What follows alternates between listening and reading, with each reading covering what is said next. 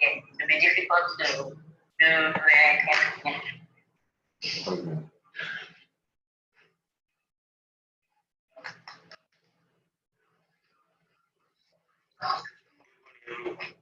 Morning.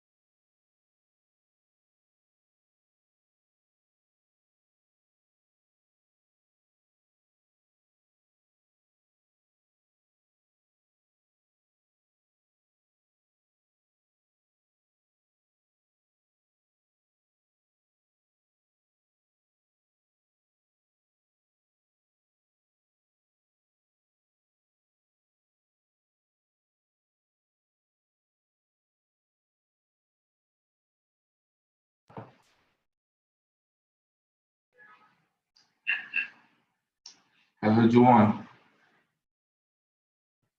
Hello? Hmm?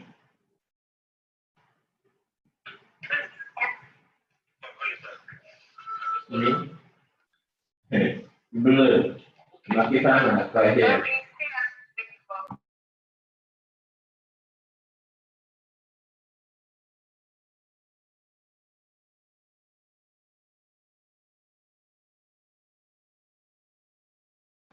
Hello? Engineer Lola, can you hear me? Yeah,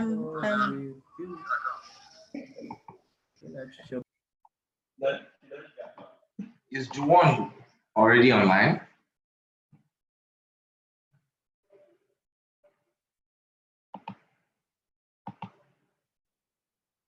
Hmm?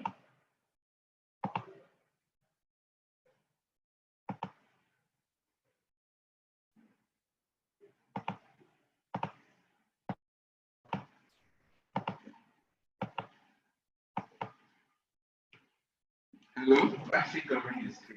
good morning, sir. So I think I made you the host already. Can you see? No, I can't. Hello. I see that you're the host. I see I'm the host. Really, I did see that. But I'm seeing Oga's fine face. Okay. Adeyemi has entered the waiting room for this meeting. I can admit. Hello. Hello. I can do recording. Okay. Your speaker is not working. Please check your connection or use a different speaker. Chibade, get me the headphones. Quickly, quickly, quickly.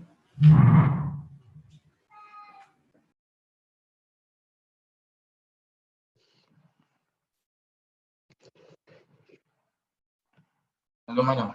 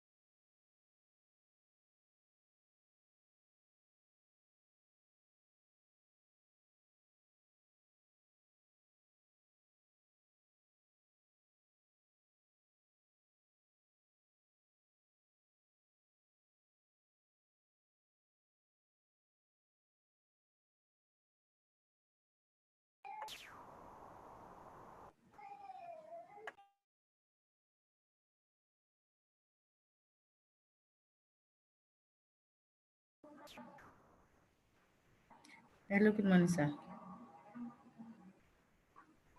Hello, can you hear me? Hello. Hey, madam. Good morning, sir. Now I can hear you. How are Okay. you, sir?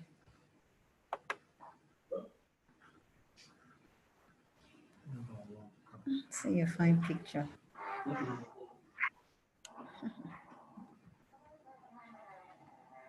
Okay, so I guess we're good to go. I will probably just need to share. Okay, I'll probably need to share screen with the facilitator. Okay.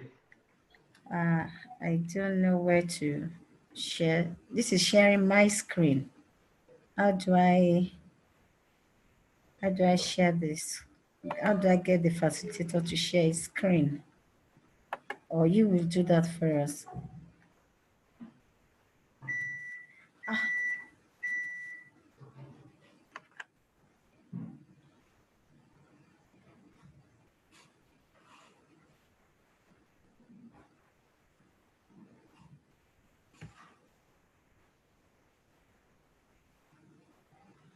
Hello.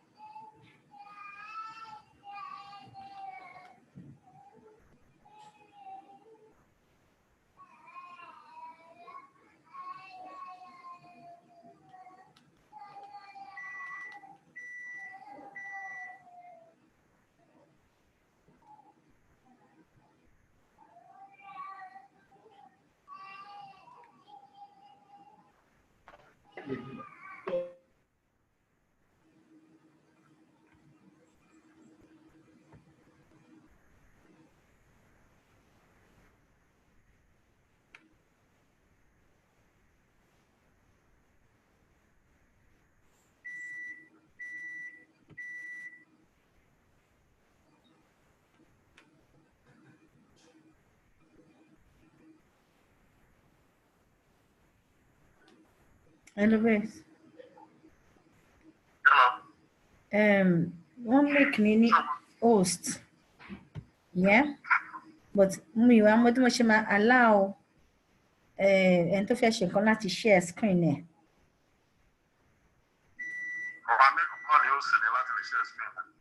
I don't know me mọ bí tí mo ti lè make ẹni host. Àwọn bọ́tì mẹ́ta kan wà nísàlẹ̀ screen ẹ̀ tó bá tẹ̀ wá ní participant. Bọ́tì mẹ́ta. Okay. Allow participant. Allow kò sí nǹkan tó wà bẹ́ẹ̀ enable waiting room. Enter, exit, allow participant to kò sí mute, kò sí nǹkan kan bẹ́ẹ̀. Lọ́pàá click lórí àwọn kíní ẹlẹ́ẹ̀kọ̀ọ̀kan. A máa gbé wá ọ̀rí PDF. Posting the safe, no one, everybody. Ìsìnlẹ̀ o, mi rí nǹkan tó ń sọ yẹn. Mi rí. Tún click me. Mi. Wọ́n sì mẹ́ta ní so laptop ló dẹ̀ ń lò. Laptop ni mo ń lò. Lọ́nà. Yẹ connect fún mi. Connect sí.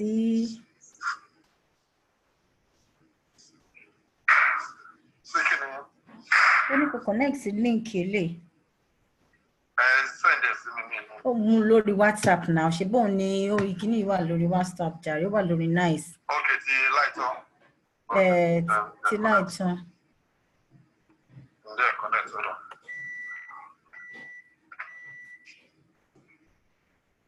Then 5 participants. How is it 5 participants?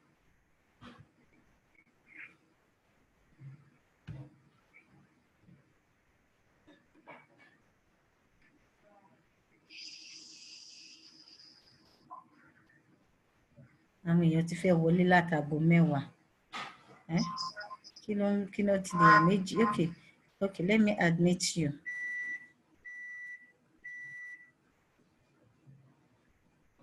Mo ti há dé sí kí ló ń rí?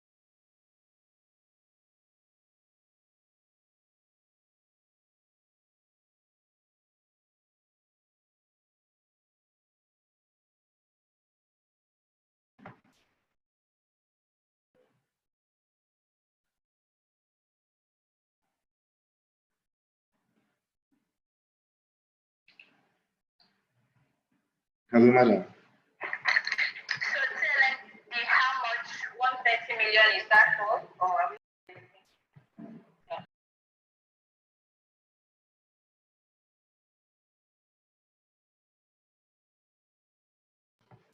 Hello, madam. Hello. Engineer Lola.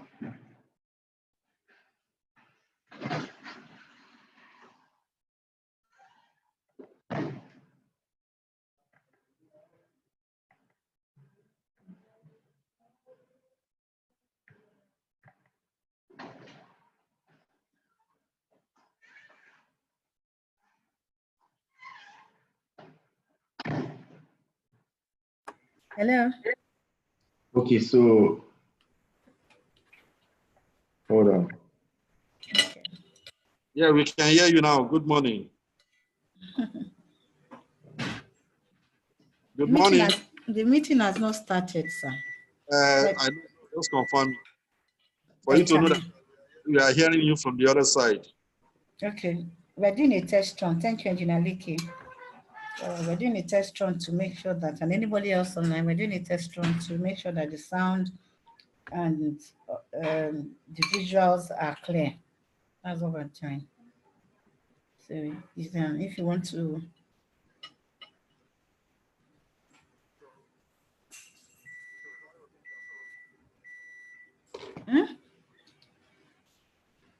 hello?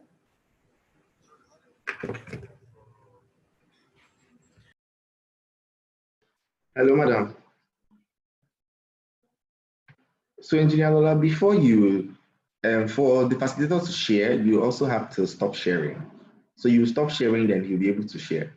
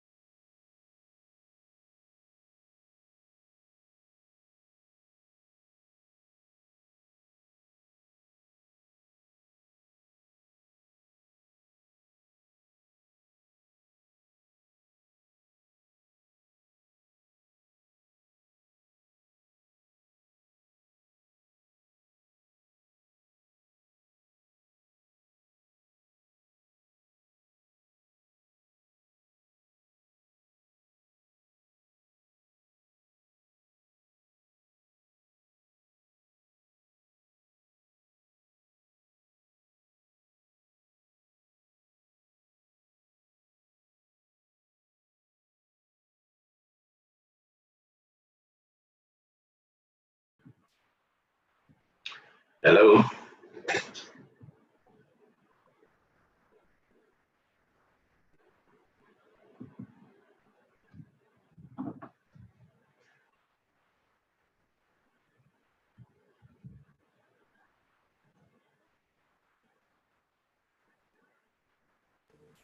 Hello, good morning, sir. Good morning. How are you, dear? I'm fine, sir. Thank you so much Okay. for You're joining us. welcome. You're quite Okay. welcome. Okay. I'm just going to still do one or two quick things, but you want me to share who is the host? Because I see now okay, it's good, it's you. But the host, of course, needs to be able to mute everybody when Yes. we're going on. Yeah. And then sorry, go on. We actually have two hosts. Engineer Kezabo of Keza Construction is our main host, and I'm co-hosting. So okay, how many co-hosts are you able to? It's just the two of us. No, I know. I'm saying you can actually, if necessary, also make more than one. Okay. Okay. I didn't know that. View of control, so that you're sure throughout that there won't be any issues. But that's fine. Now I'm just trying to check because I hope I didn't enter through the web as against the app. I'm sharing my screen. Can you see it? I see how to download Twitter videos to your phone and computer. Yes, very good. Okay. Okay, sir. Okay, sir. All right. So I'm just going to go out for a few minutes. That's fine, sir. You want to stay on? Yeah, we'll leave it's almost few minutes to time, so we'll leave the platform open. You can join us when it's 11 o'clock, sir. Thank you. Thank you very much. Thank you, sir.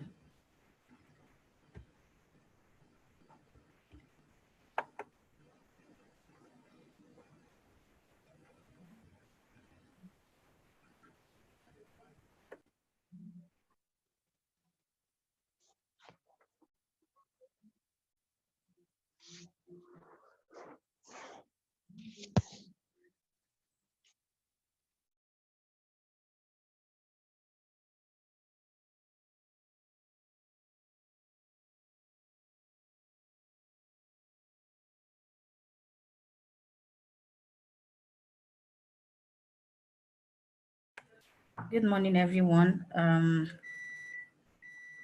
Our lecture for today starts by 11. We just did a test run with the facilitator, Engr Adebajo. So we encourage you to please give us 10 more minutes before we start. Thank you very much.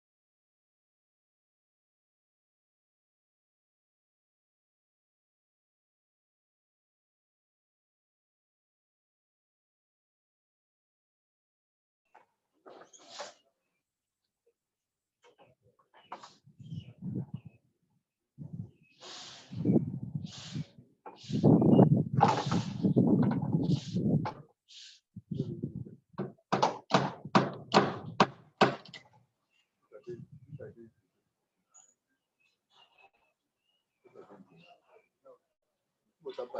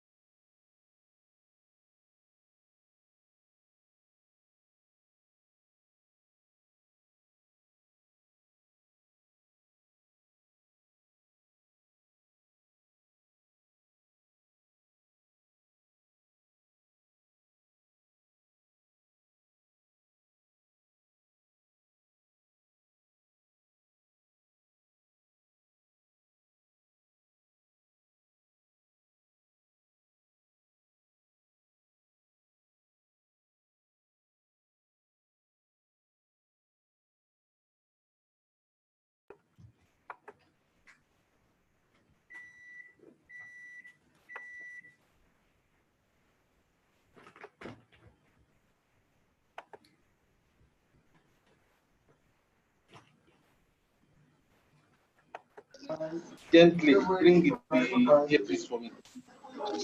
Take it where it to cup. You didn't see the cup.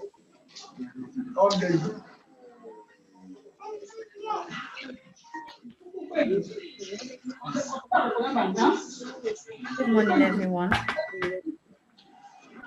Good Yeah, go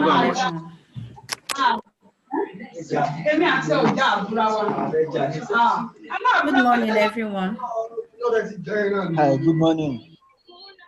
Good morning, everyone. Good morning. Thank you. If you can hear me, please respond. Good morning, everyone. Good morning, Chair. Good morning. Good morning, sir. Thank you all for joining us this morning. Our time here is 1 minute after 11. And because I know that time is value to all of us, I would want us to start right away. We're using the platform of Engineer Kezabo of Kaiser Construction for this training, and we want to say thank you. I know we need to start now, but I always like to start all programs with a prayer. Our elder engineer Latunji is online. Sir, can you give us a 1 minute prayer, please?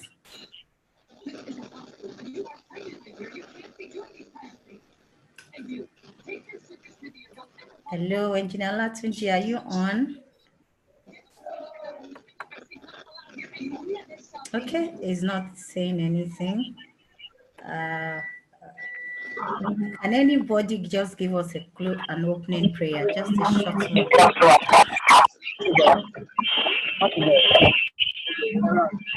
Certainly during this prayer. Nice do what the song says.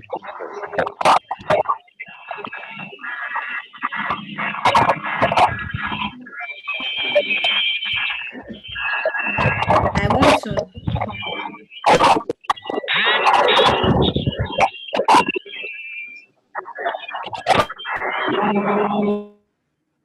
I'm sorry, I needed to mute everybody.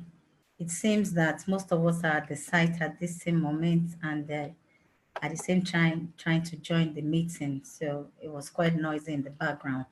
So I'm sorry, I apologize, but I have to mute everyone. So I'll say the prayers myself. Father, in the name of Jesus, we thank you. We appreciate everybody that has taken up this opportunity to join this meeting. And we pray that all that we will hear today will be to the glorification of your name and will be able to make ourselves better and make a better Nigeria. Thank you for our facilitator. Thank you for our elders. Thank you for all the institutions. In Jesus' name we pray. Amen. Thank you. We have some rules and regulations, which I'm sharing on the screen now.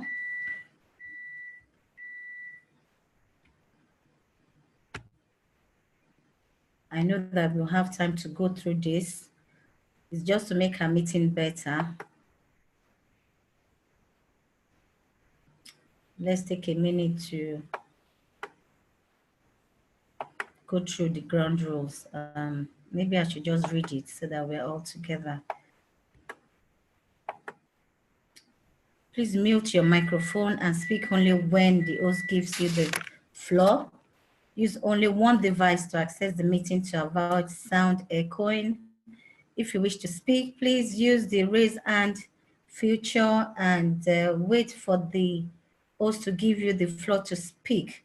Unmute your microphone, speak, and mute your microphone again. Use the chat window to send questions and comments at any time.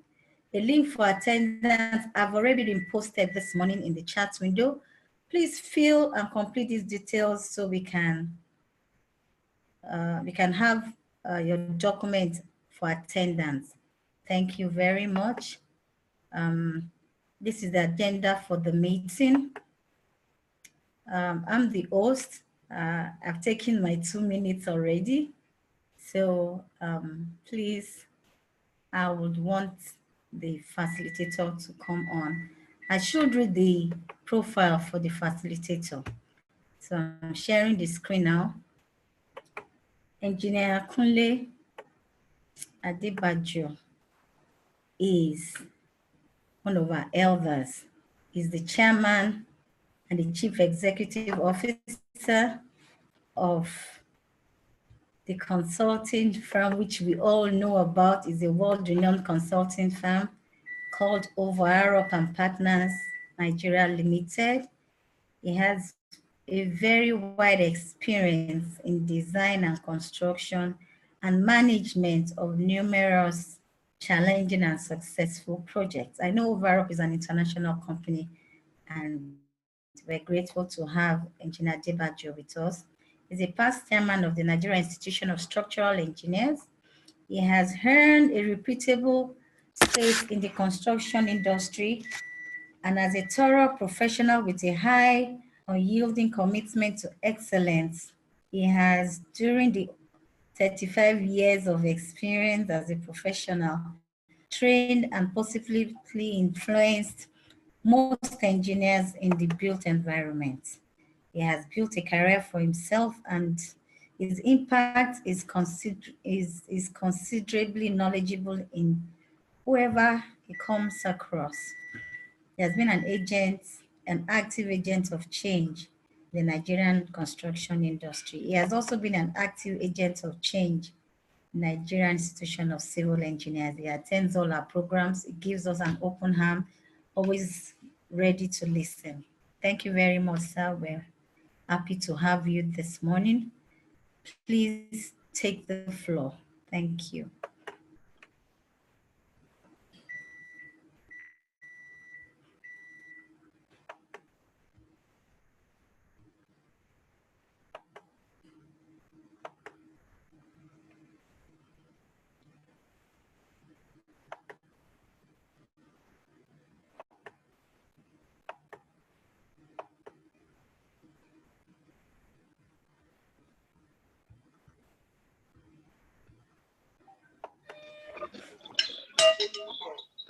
Okay, very good. I think the host has a lot of work to do this morning because I can see they need to be right on there to mute and unmute as appropriate. Good morning, everybody, and welcome to this particular training session. I want to firstly thank all of you for coming out, as it were, even though virtually, to this session on your Saturday morning. I think that hopefully by the end of this, you will find that it's been very much worth your while. And so in starting, I must acknowledge, and the host, please make sure that at all times people are muted, please. And as people join, they will need to continue unmuted.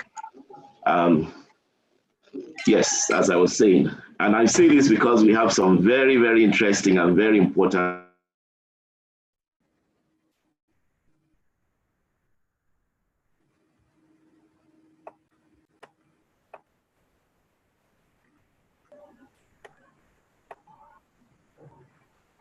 so we're going to have this issue.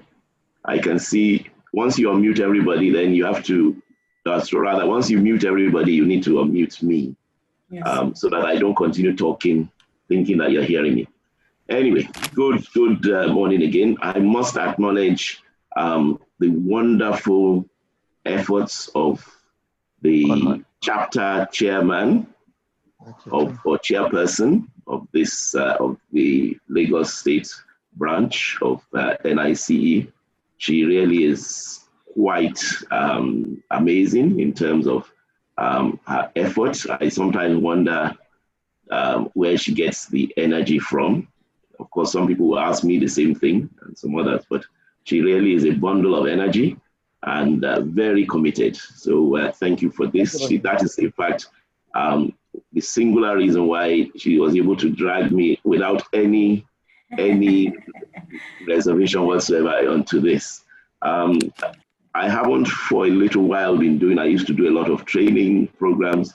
I haven't, and so what I've done as a special thing for Lola is to make sure that this is going to be something which hopefully none of you by the time you're finished, including the senior, very senior ones who I can recognize here too, will not leave this training room the same. You're going to really, hopefully, be a different engineer altogether. And so finally, I will also say I want to commiserate with all those who either their businesses or their family or friends have been impacted by the COVID-19 pandemic. I think we will, by God's grace, we will rise from it. And I think we should please remember that we must still continue to remain safe because we are nowhere near out of the woods. So we're going to go straight into the session, and I'm going to share my screen.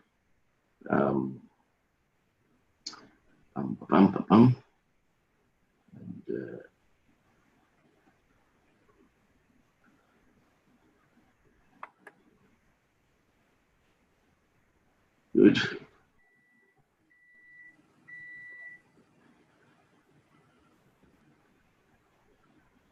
Okay, so what do we have today? We have a topic called the professional engineer on site. I suggest that there's really no professional engineer or no engineer who at some stage or the other has not been on site or is not planning to go to site. So I think this must be appropriate, but by the time we're done, you'll see where really the emphasis is on. And as engineers, we must always remember that it's not everything, you don't take everything purely at face value. So whilst this looks straightforward, I think I'm going to hopefully, change your perspective of the topic as we move on. This is a training course, and so I want all of you to please be as attentive, get your notes out, but you don't need to. I will be sharing the slides through the chapter, so please, you don't need to take down whatever you see on the screen, but you should, of course, highlight whatever you feel like doing. So, professional engineers on site. That's what we're going to talk about for the next 2 hours. It's going to be hopefully as interactive as possible towards the end. I will talk possibly for an hour, I guess, if I can do that. And then we're going to have the question and answer session, which I think is really going to be the main attraction for today. So, typical site. So, since we said professional engineer on site, should we all go to site? Has everybody got their boots on and your PPE? No, not just yet. Not just yet. It's not actually about site and going. It's actually about being a professional engineer. So, first question, what or who exactly is a professional engineer? Because if you look back at the topic, we said the professional engineer on site. I didn't say the engineer on site. I said the professional engineer on site. So let's just get down to some definitions. And I think the first thing is, we all use this term, professional. I'm like, I'm a professional engineer. What does it really mean to be a professional engineer? I think there's some bullet points I've put here, which simply says acting like a professional means, behaving, working, and doing things in a way that you appear competent, reliable, respectful. So if somebody says that guy is he's a professional, he's a true professional, then hopefully it means he's good at what he does, he's competent at what he does, he's also someone who one can respect, and one can expect to do the right things in the right manner. And he should be a go-to person. I think by that definition, we should all definitely want to be professional. We all should all want to be professional engineers. And I should say at this stage, when I asked one or two people to send out, and I'm quite overawed by the number who are already in the room, I know there are many others coming. There are some who aren't even going to be engineers. This is still very much for you who aren't engineers. And once you're a professional or you're aspiring to be a professional, then this training is definitely for you. So we must always focus on professionalism. That's the key. And I will just say, with all due modesty, that some days ago when I had my birthday, I got various messages, and many of them were saying, "Oh, a true professional," etc., etc., etc. It did two things to me. First one was that it meant that I was happy, of course, to hear that that I was being considered as such. But it also worried me slightly, because it meant that if it's such an issue that they've seen this in me, then it probably means that there are a lot of people who aren't. And my mandate is not necessarily to be professional, but to be one amongst a whole army of professionals in this country. If as engineers, as people in the built environment can be professional and seen as such, I think we're on our way to winning our battle. So today's issue, today's lecture and topic, yes, we're going to go to site eventually, so don't take off your boots, but we want to focus on our professionalism. Can you really describe yourself as a professional?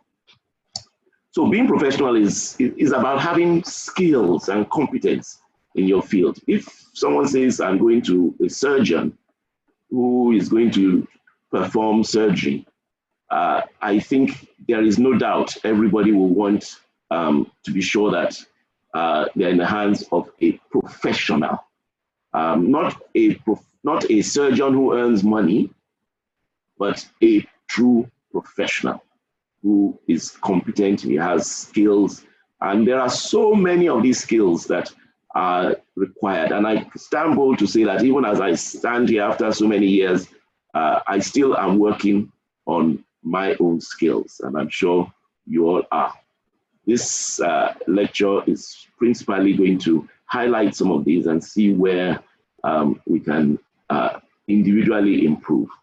There's an expectation, and it goes beyond, I have my certificate, I trained in this place. Do you not know I've been a deputy director for 50 years? That's not the issue. It's important to have experience and qualifications, but it's not enough. It's about the qualities and how you comport yourself, the behavior, your integrity, etc.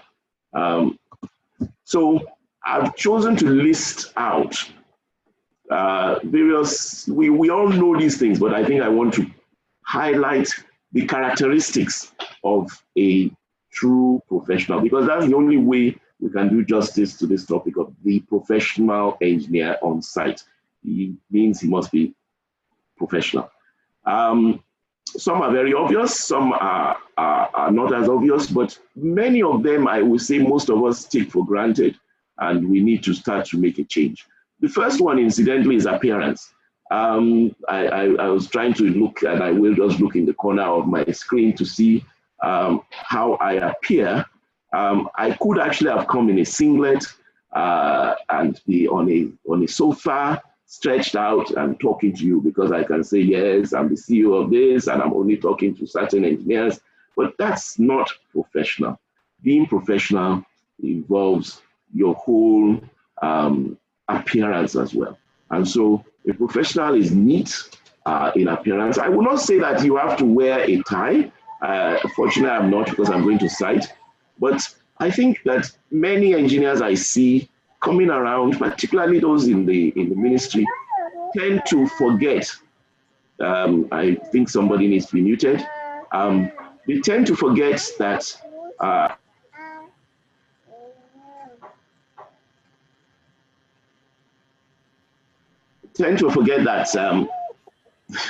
somebody is not keeping to the rules.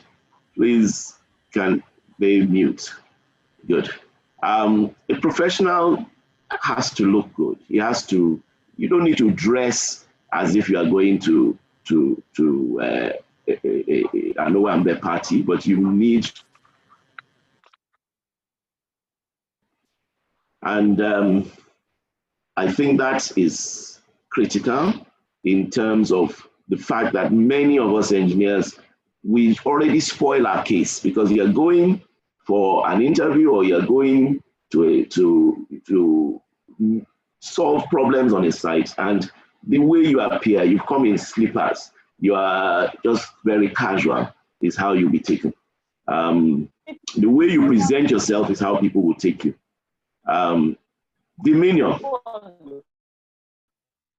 the ability to reflect some confidence.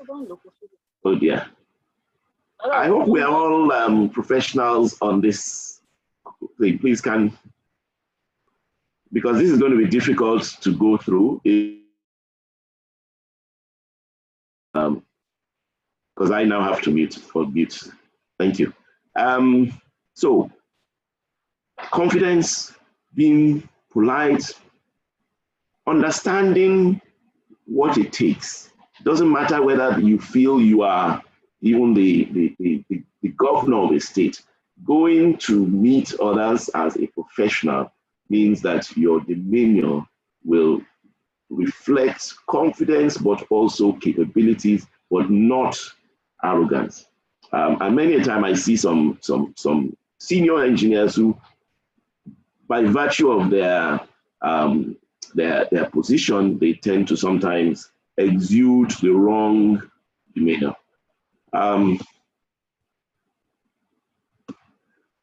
Reliability is another one. It's something which a professional, it means really that, you know, when you're asked for something as a professional, you give it to them. You respond, even if you don't have the answer, you say, I will get it back to you, and then you do it. You get to meetings on time. You don't talk when you don't even know what you're saying. Instead, you do what you do and give it the right importance. And so that means you must have very good communication skills. That in itself is a training session on its own. In fact, it's a 2-3 day training session because engineers aren't particularly good communicators. It's very important. I will say that different people have different skills and levels of those skills, but please always work on your communication skills. A good engineer must be able to communicate his ideas. If not, you're really no good. Don't assume things. Make sure you clarify. So leaving a site, we are still going to site, don't forget. I saw somebody taking off their boots there, please put them back on. You need to, when you get to site, if you tell a contractor, this needs to be changed. Yes, but have you told him that when it is changed, what happens? Do you want to be called back to confirm it, or are you happy that he should go ahead based on your instruction? So there's a need to be able to communicate exactly what you're saying and not be ambiguous. And that is what a professional is all about. When you say what people understand exactly what you mean. Of course, we talked about competence. Competence is just about knowing what you are there for.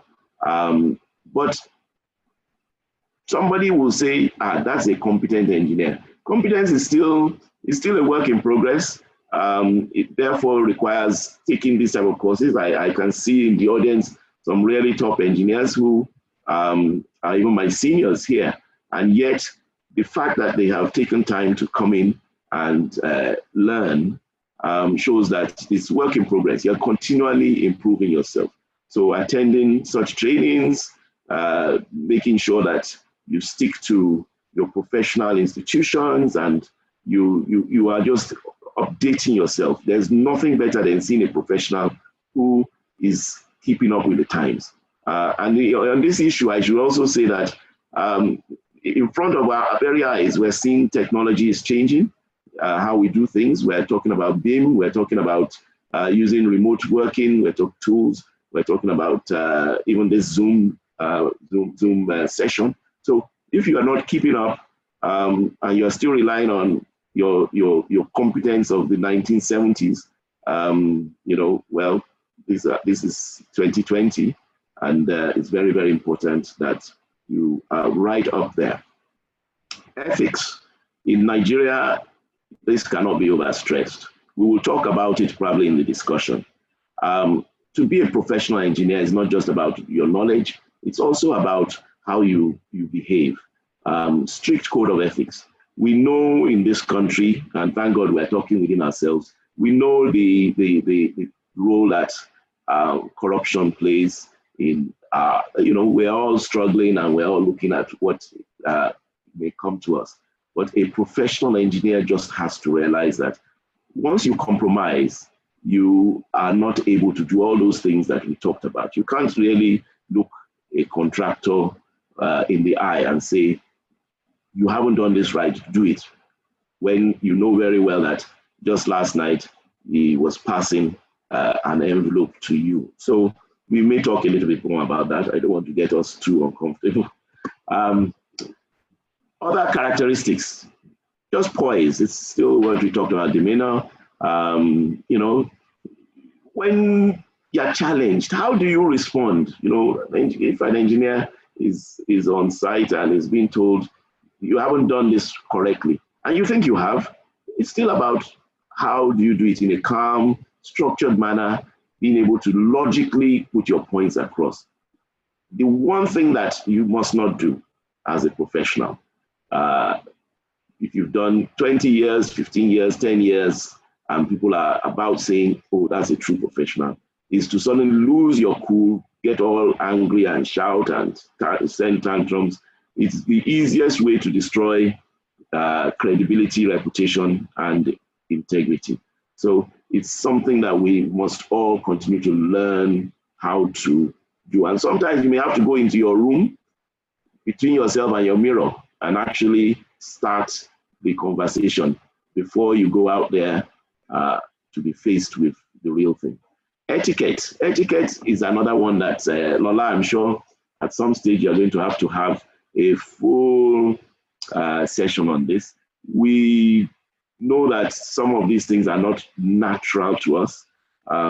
We are very respectful to our elders and we greet and so on, but being able to be respectful in a conversation, maybe on the telephone, how you shout, how you present yourself, how you demonstrate that at least you're listening to the other party in meetings, it's quite important. And I really don't have time to be able to go through all that, but we will note that is something which I think really needs a lot of attention. Written correspondence, that is something we don't always write, but we really should be recording. I don't know how anyone can go to site and come back from site and not have at least written some notes, even if it is to ask the contractor, can I see your visitor's book, and right there, even if it's just to say, well done, satisfactory, whatever, but to document what you've done. Your tone should be polite in emails. I've seen people who write emails in capital letters. Please, no. There's no big need for shouting in your correspondence. What you write, people take later. So if you are about to become, you're standing to be the next governor of a state, and suddenly somebody starts to, a journalist refers to what you did some years back, I'm sure you might want to start to regret it. Checking of your spelling. A professional who has very good value points, who now writes it with a wrong spelling, is unfortunately losing his marks. So where you would have been getting 9 out of 10, immediately, say for the same content, immediately your spellings are all over the place and your tense and and so on. English may not be the natural language for all of us, but we just have to work at it because that's the mood of correspondence. Organizational skills as a professional. Remember, we're still talking about the professional. He must be neat, organized, That goes without saying. I mean, this is a classic example. I've been told, please, can I give a talk? 30 minutes to the time, Lola called and said, can we do a test run? Brilliant. As far as I'm concerned, that's the mark of a professional. Not, oh, sir, we didn't realize at 11 o'clock that the thing didn't work, etc., etc. So those are skills which we must all imbibe. We give, in this country, we give too many excuses. Sorry, the traffic. I'm sorry, this morning I didn't do this. This happened, that happened. You'll be amazed what some excuses. People will even say, I'm sorry, I fought with my wife this morning. You know, a professional just gets it done so that it's working and it's perfect. Timeliness, we need to work on that in Nigeria so that we eradicate Nigerian time. Accountability. Accountability is not just about money. It's actually about being able to take responsibility for what you do and what you say. So if you get to a site and you've made a decision and you've written it, even if it is wrong, own up. Okay, I'm sorry. I found that I thought this was it, but this is different. You know, some people probably end up wanting to hide, and at the end of the day, you end up with a catastrophe in your hands or even a collapse. So it's very important that we are responsible. If you are meant to be supervising something and you didn't do it, and somebody identifies, own up. I'm sorry. That is what makes a professional. Not, in fact, the truth of the matter is, it's usually those type of omissions or mistakes that now, when corrected properly, show you to be a true professional. Integrity, we've talked about. Please never compromise. Again, I'm not talking about it just compromising in terms of financial issues, but also even in terms of quality. A true professional will not see something that is wrong and just simply say, well, okay, it's all right. He needs to be sure that at the end of the day, when things are checked and probed, you can always stand for your integrity. That at least you made it known that I was not happy with this. I've recorded it. And we just this morning, I was just looking at the forum, and there's a pedestrian bridge in Engr that collapsed. And we'll come to those issues when we get to site. But again, I don't know how anybody will feel good to be able to say that as a professional engineer, you went there, you gave approval, and now it's on the floor there where the traders and the market women are all looking, and they are all cursing the engineer who has wasted resources, and you have called yourself a professional engineer. So it's not only about you being the cause, but have you allowed these things to happen by lack of the true professional that you should be? Okay, so I'm sure many of you are waiting to get to site, because you see, why did I halt us there? It's because we as engineers, we're very hands-on. We want to jump at things. So there's a problem, but it's not only about that. You've got to stop, reflect, look back at yourself and say, am I a true professional? What am I going to site for? What do I expect to get from it? What do I expect to do? So now we're going to site. So hang on to everything. Just to recap, the professional engineer is what we're talking about, and we're talking about the professional engineer now on site. What it basically means is that, and that site doesn't have, I apologize that, of course, I'm a structural engineer, I'm a consultant, so I'll be looking at it, whether I like it or not, more in terms of what I do. But going to sites can be for so many reasons. And I'm going to make sure that during the discussion, we deal with all the aspects. It's not just about the professional consultant, but you can be the professional engineer as a contractor, You can be a professional engineer going to investigate a collapse. You can be a professional engineer going to test independently or to observe. You can even be a visitor as a professional to a site as a professional engineer. There are so many things, and when I say site doesn't even have to be a construction site. It can, of course, it can be roadworks.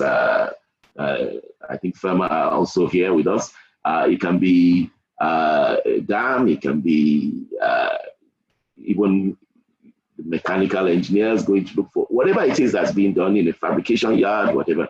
It's all about making sure that you primarily make sure that whatever is designed is built appropriately. So the example I will give is just like the person who is a trained chef, professional chef, who has been employed to go to the kitchen. It's all about making sure that that food that was ordered comes out perfectly. Once that happens, you've done your work. You can go home, take your salary or take your money and sleep happily. So that's primarily what it's all about. Whatever you're going for. So even if you are a member of, you're in the staff of LABSCA and you're going to a site to investigate, is this site properly, constituted? Do they have this? It's still about making sure that whatever your remit is done properly. That is what, and that's why I took all that time to talk about being professional as against just being an engineer. So on site, the supervising engineer generally has the function of making sure whatever is designed is done. But it's not just standing. I've seen some engineers who go to site and they are there, but they're not there. I say that again.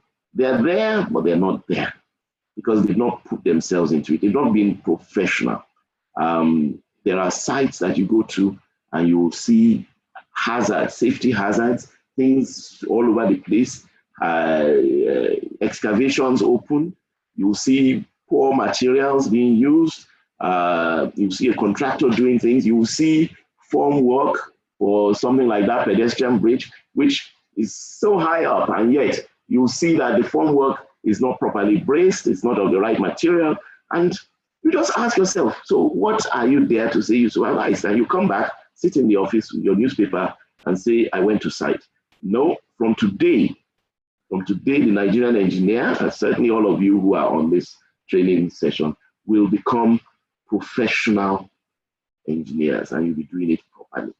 So it's about checking the workmanship, thinking, putting yourself in that position of the contractor.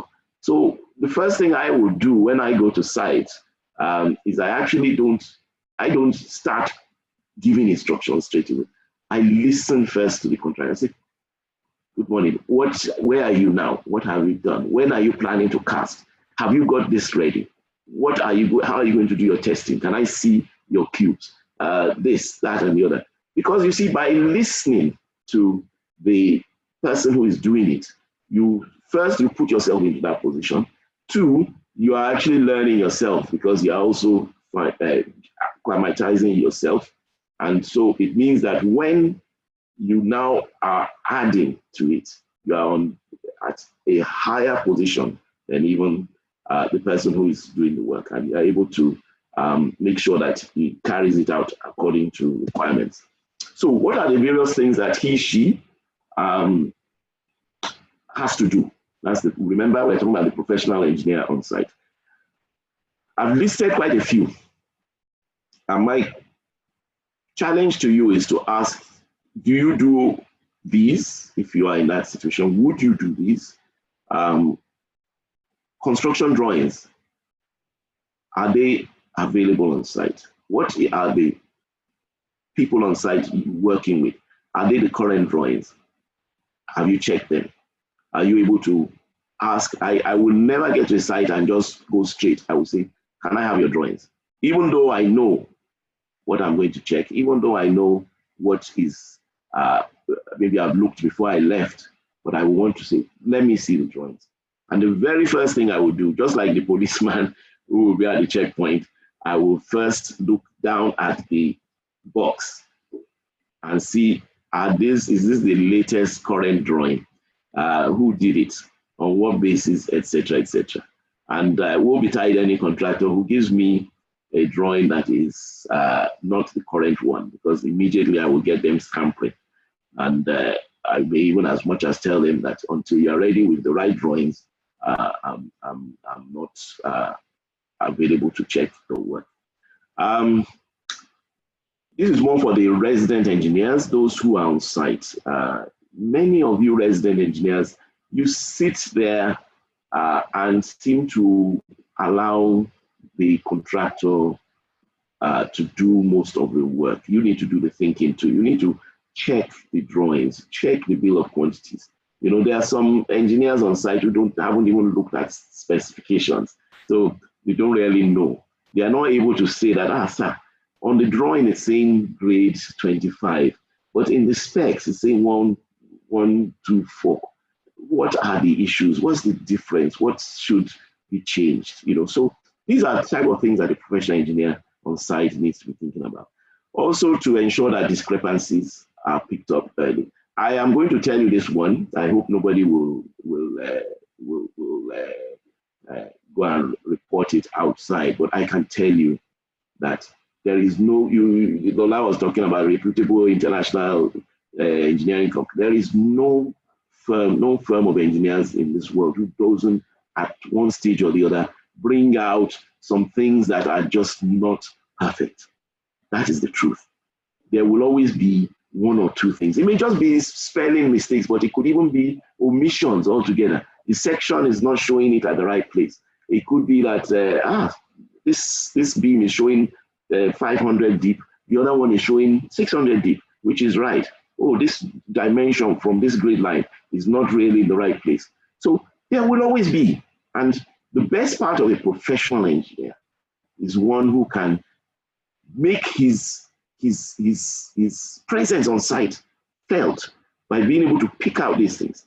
Truly, I will tell you that one thing that I always aspire is to get onto a site, and at the end of the day, the contractor is actually, you know, from an initial situation of me, them thinking, hey, he has come, to a point where they say, wow, thank you, sir, thank you, sir, thank you, sir. Wow, you've been able to save us this, you've been able to point this out. Because at the end of the day, it's teamwork. So I also want to on that last bullet point about communication that we talked about earlier as a professional. You must be able to communicate, you must be able to make sketches. I know now everything is on the computer, but you should be able to get there. And if the contractor says, this hasn't been done this way, you should be able to sketch it where possible. So we mustn't lose the skill of still being the engineer to give solutions. So on quality control, quality assurance, many of us know these, so I won't waste too much time, but obviously you need to ensure compliance with specifications. You need to give approvals before they are constructed, and also ensure that the appropriate tests are carried out. Again, during the discussion, we will, as I said, I want to make sure that everybody who is on this session feels part of it. And so I know we have some people from the material testing laboratory. Again, it's all about making sure that things are done properly, are tested, and making sure that if you are the professional going there and the person says, I've carried out this test, you must be able to know how these tests are meant to be carried out in the first place. If not, there's no way you can call yourself a professional, and there's no way in which you can talk authoritatively and tell him, no, but this is what it should have been done. You should have put it into your tank of water, or you should have done this, or you should have done that. And in fact, if a young engineer asks you, well, why do we put it in a tank of water? You should be able to explain exactly why. If you can't, it's not the end of the world now, but please go back and look at it and check and ask questions. That is what is going to make us all professional engineers. Let's move along.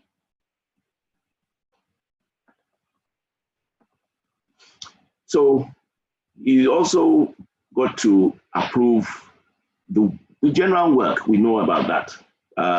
And I've talked about keeping records. for approvals, etc. Ensuring the quality and checking for faulty stuff. So those are all things that we do, but the issue is, are we doing them in a professional manner? One thing that always catches a lot of people on site is that things can never go perfectly right. So if, for instance, you are, apologies for those who are on breakfast, but if you are in the kitchen and maybe some amala was being stirred or something like that, what is important for the supervisor is to look at is, better add some more water. This thing needs more water, or if not, if you don't stir it quickly, it's going to have lumps or this or that or the other. So we should also be on top of our game. Advice on where there are things that need to be corrected. I went to one site recently, and I was quite impressed with the way everything was, except I noticed that the bracing of the formwork was not really to my expected standard. And lo and behold, when I mentioned it, the contractor said, yes, we too have noticed and we've ordered for some more.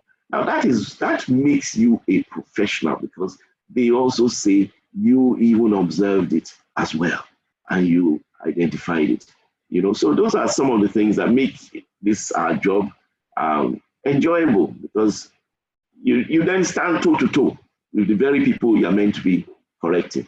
You need to ensure that programs are also realistic. Most these days on site, contractors want to tell you what you want to hear. So, no, this thing must be cast by this time. Yes, sir.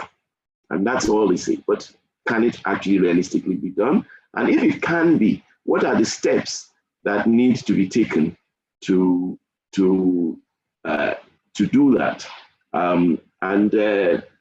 Sit with the contractor, sit with the person, and be able to explain, okay, you say you are going to cast in 2 days' time, but you haven't yet fixed the reinforcement. I haven't come to check it, and you still haven't got this in place. So how is that possible? And the guy says, okay, it's true. I will stand bold to say that so many of the building collapses we have around the country are predominantly about people doing things, not that they don't know how it should be done, but they're doing it in the wrong way, either not giving enough time for certain things to happen, like for the concrete to gain its adequate strength, or so many other things, or rushing of the work, because we've already ordered all the concrete, so we must just do it. And the carpenter knows very well that he has not really fixed all his props in place. But as far as it's concerned, Oga has said it must be done, and it must be done. Unfortunately, you now end up visiting people in the hospital after a collapse.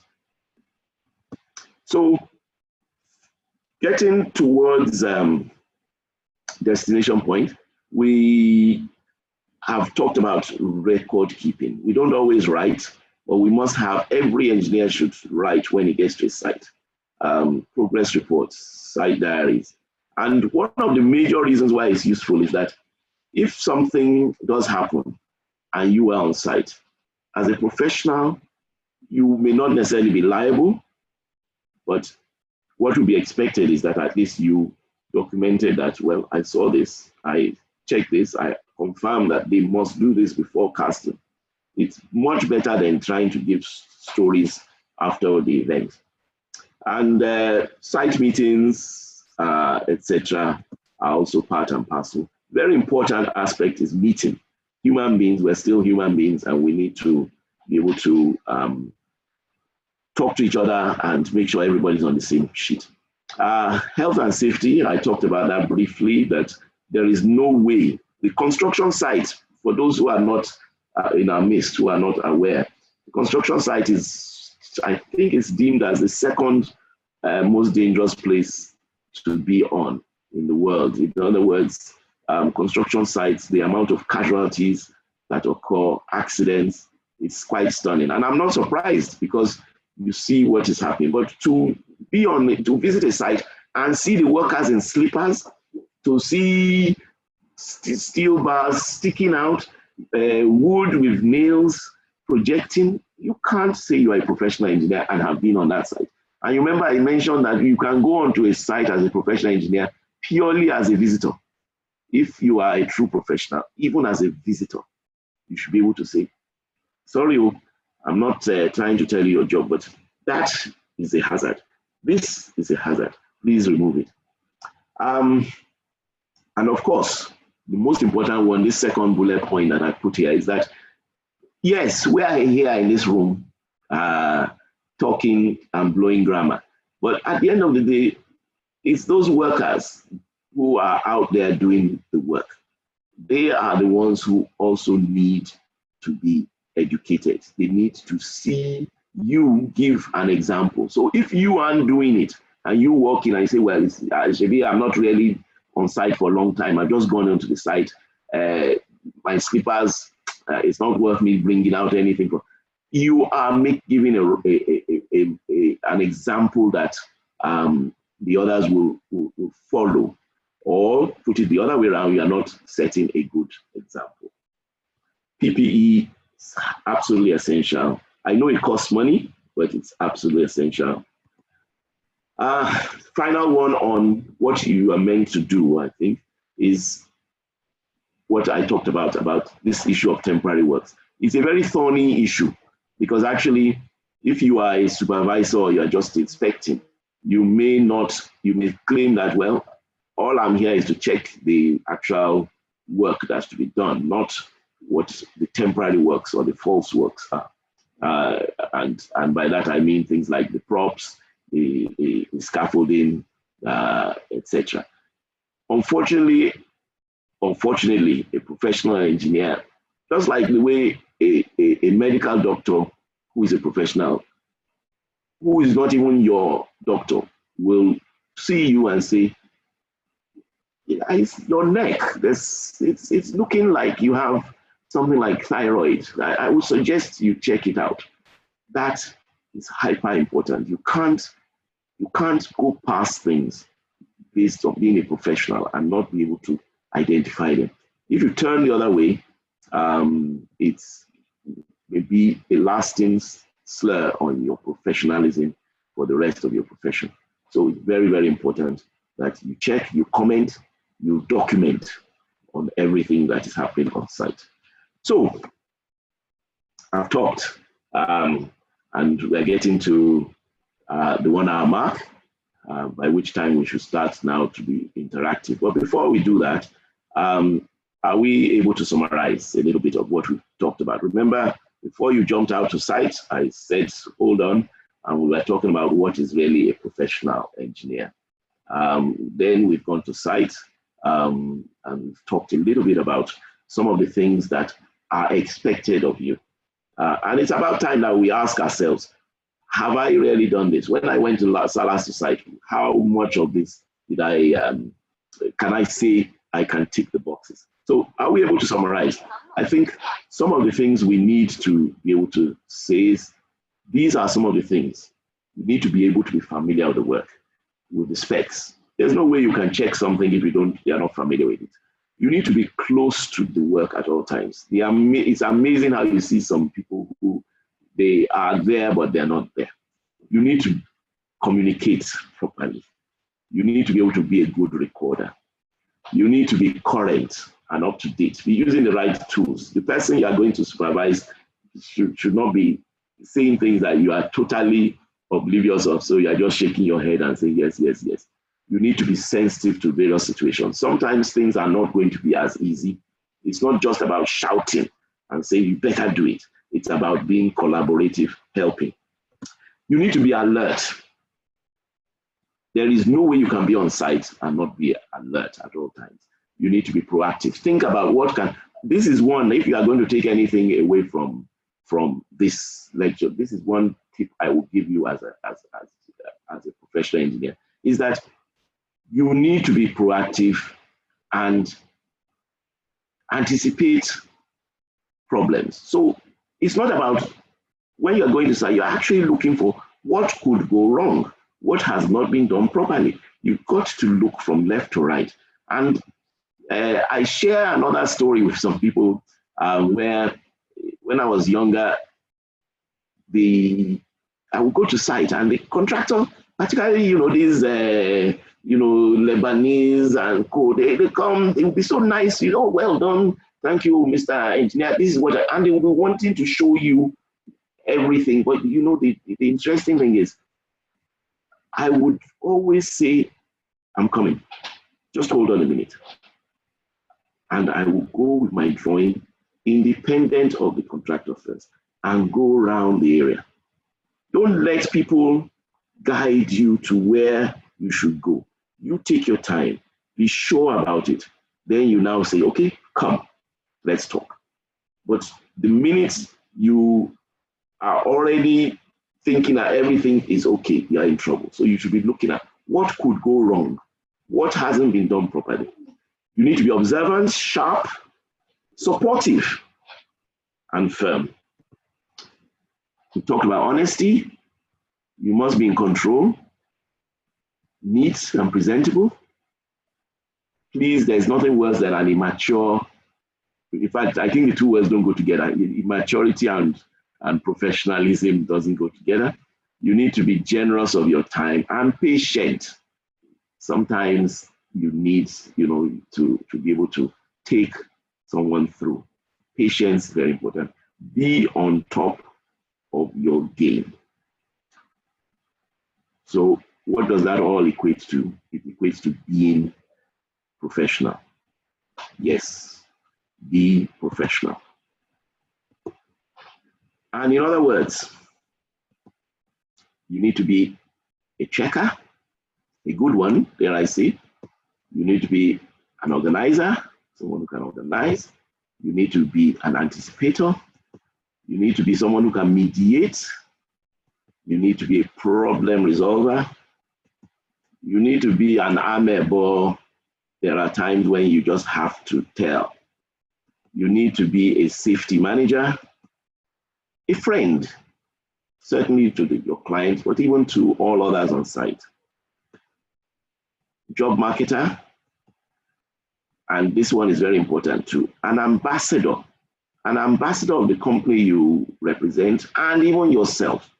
Because if you come as somebody representing to a site, people will want to assume that your demeanor and whatever you are doing is what is happening from the site, from the company.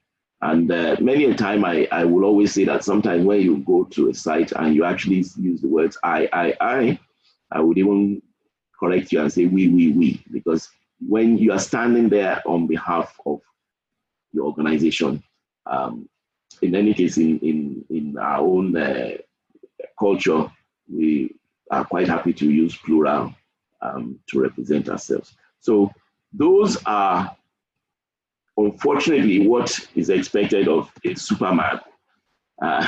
So is it possible? That might be part of the, I don't know, maybe we're going to have questions and say, okay, this one is too much, but I don't think so. And I think the way we presented it, hopefully, you need to be a Superman, but it is possible. It's work in progress. It's something which you can do. So at this point, directly exactly at the top of the hour, I'm going to stop, end the training, as it were, and move into the interaction session, which I'm expecting to be extremely lively. Please, even if you are not happy with everything I've said, or if you are, please feel free to ask your questions. Thank you very much for listening.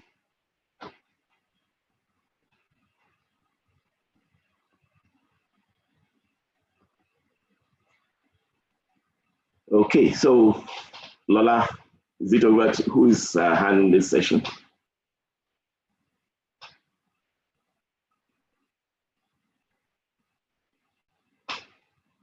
Okay, thank you very much, sir. Thank you so much for the presentation this morning. That was actually a very good one. I've been able to jot down some questions myself, and I like the fact that you said, whatever is being designed must be built professionally. I mean, I just had to write that down and say, I put in quotes your name, sir, that this is your quote for today. So really, we say thank you very much.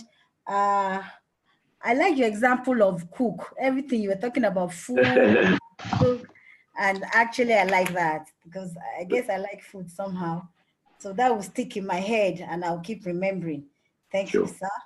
Thank you so much. In the chat room, we have some questions for you already. If you can enter the chat room, the last three. But do you want to handle those from Israel? Yeah. You will handle those, sir. I have some. No, I will handle the answers. I'm saying, do you want to ask them according to how you feel? No, I will just unmute. There's a Jamil on the line. I will unmute him now to ask his question. Okay, that's fine. Hello, Mr. Jamil. Good afternoon. Good afternoon. Good afternoon. Yeah. Well done, engineer. I really appreciate your lecture. We ask for more wisdom and understanding in Jesus' name. So my name is Engineer Olashino Jamiu Rotimi from Federal Polytechnic Ilaro. Please, I really appreciate because I quite understand every bit of the lecture. But I just want to say if you can help us to get the message, the full paper, probably in our mails, I would really appreciate it. That can be a kind of handheld device. Thank you. Yes, you will get it, definitely. Thank you. Sure. Oh, was that the question? Yeah, that was what I want to say. I don't have any Okay, question. so whilst you're on there, you are from the Polytechnic? Yes, sir. Okay, in what role are you? I'm a computer engineer, sir. Okay, a lecturer or doing a course or? Okay, very good. So my quick question to you, since you have not asked a question, you only just said you want it. All right, sir. So my quick question is to you: when you are preparing your students, how much exposure to the real world are you giving them? Because actually that's part of the issues. Sometimes you find that a lot of engineers come out and they've not really, it's theory, but a lot of the practice is not there. So I don't know how you are able to handle that in your institution. And I'm just turning you into the answer because in fact, I must let you know. Yes, I understand, sir. I understand. But let me just try a bit. Really appreciate that question too, sir. And if I must tell you the truth, sir, in my polytechnic where I work, Federal Polylaro, we take the issue of practical very, very serious. And in fact, what we do mostly, no lecturer in engineering school that don't go to lab and demonstrate whatever he or she has taken the student in the class. Like in my own case, I teach my students with practical examples and I follow the trends of technology. So I am always up to date. So at any time I enter the class, whatever I want to take, I must have done my research to ensure a way I will key in the new things to what I have to take them. Okay, because, thank you. Syllabus at times, sure. Thank you very much. Thank you very much. That's might not be good enough to help the student build their career or make them confidence in their, field of study. But then it is our own job to make sure we add current trends of things in line with the rudiment of engineering. Okay, thank you, Jamil, thank you very much. That was all I wanted to hear. I wanted to hear that thank you, you are a professional and you are training young budding professionals. Thank you so much. God bless you. Thank you, sir. You're welcome, sir. Amen. Yeah. Next question.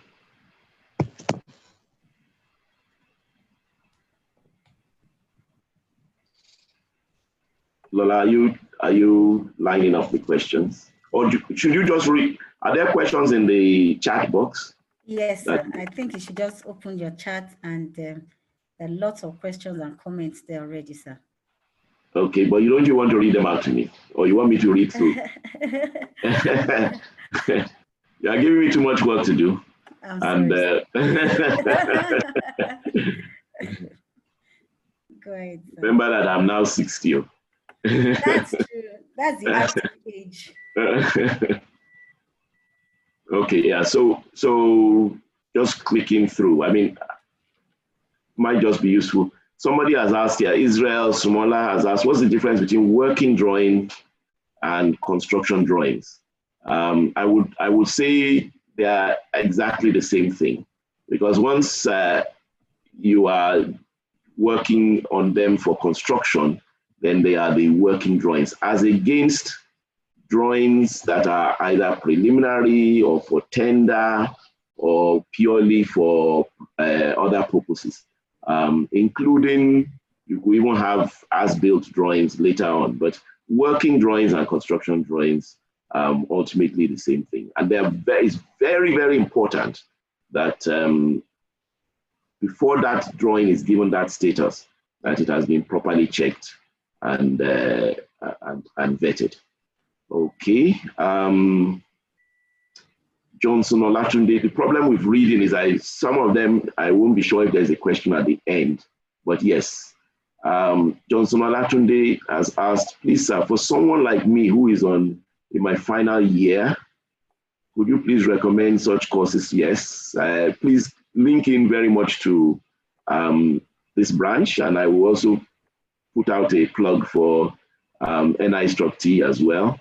I'm not sure which discipline you are likely to want to be in, but please always, right from university, please start to associate yourself with the professional bodies. There is nothing, I will stand bold to say that whatever I am today has also been not just about myself and what I've tried to do. It's actually about interacting with other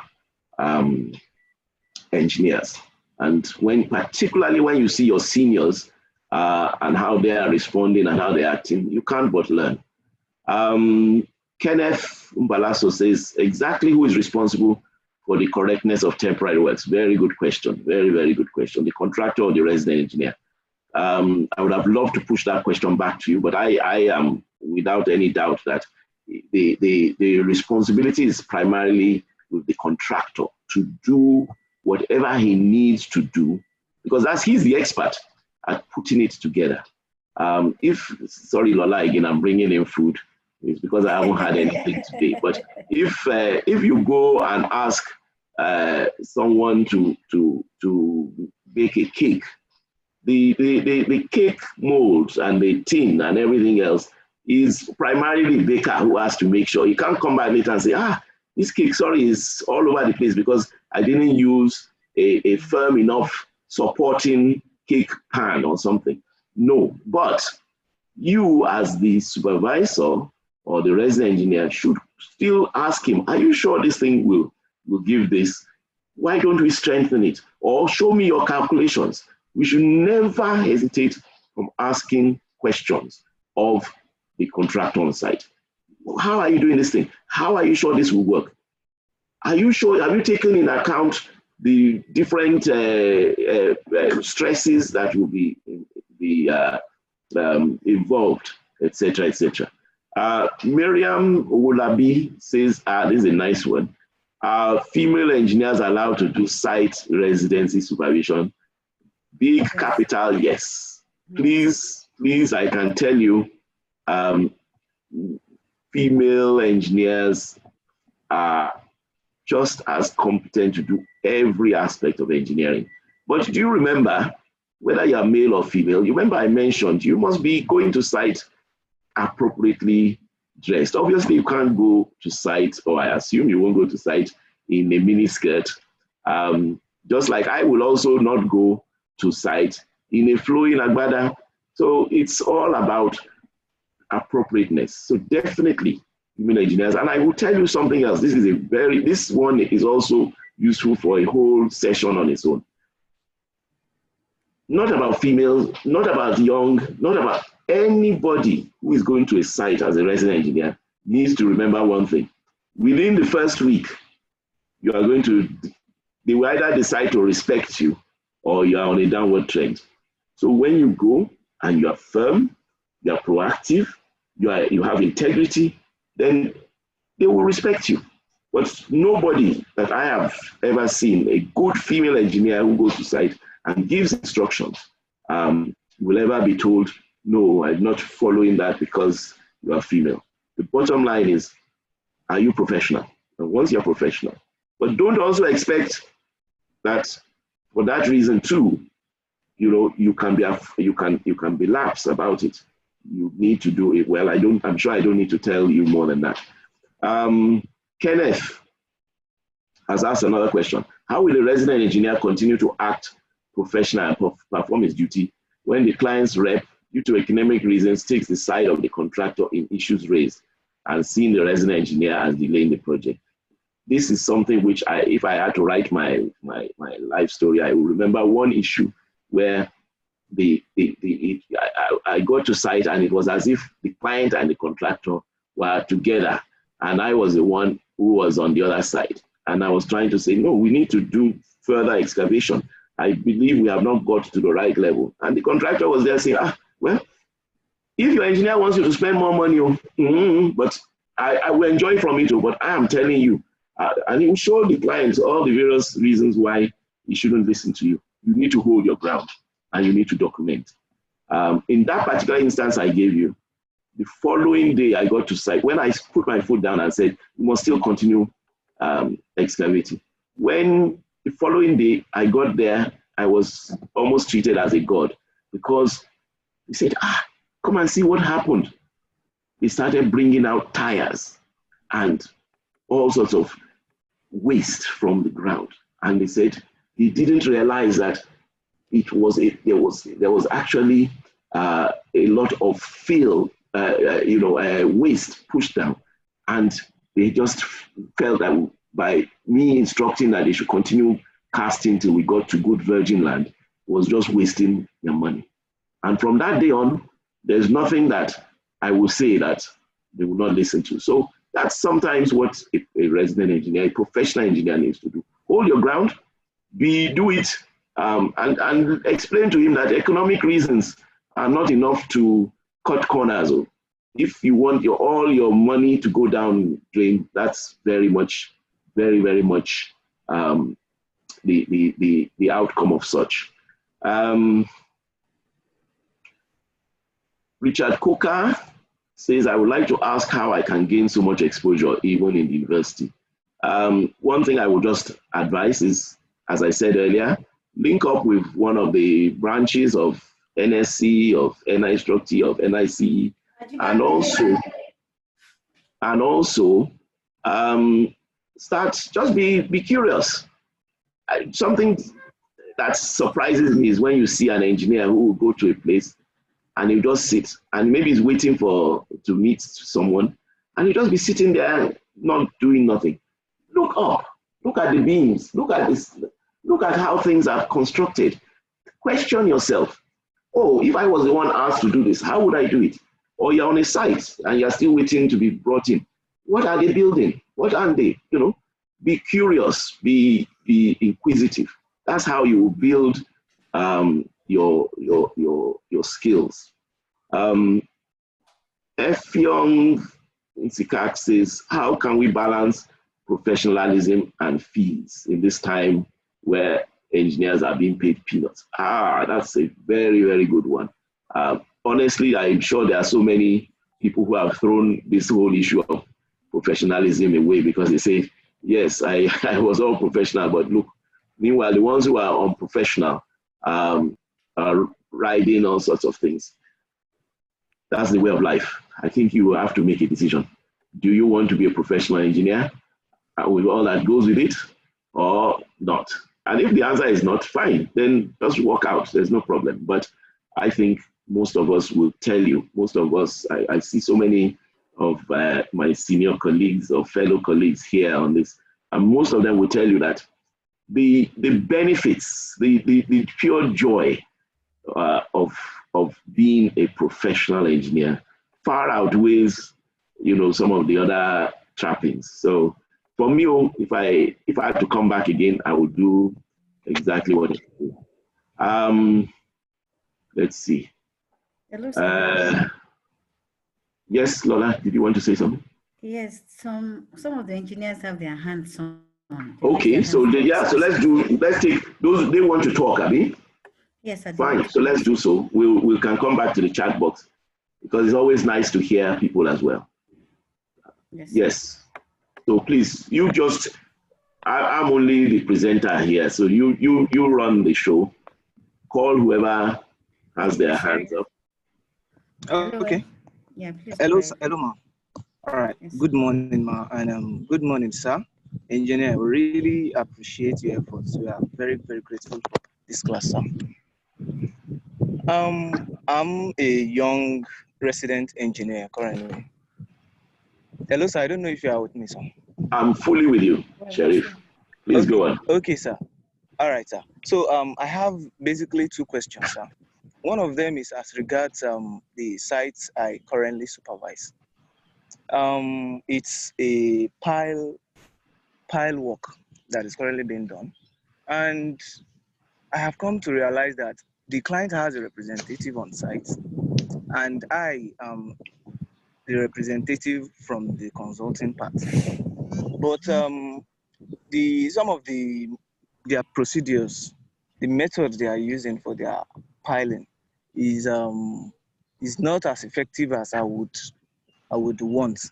And I've come to realize that the amount of the capacity that is being mobilized currently, the depth at which the pile was supposed to get to 16 meters, sir, and we expect a capacity of around 400 kilonewton.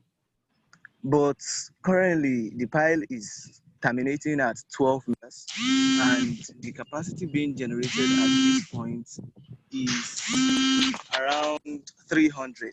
And the contractor is suggesting that it's been terminated there.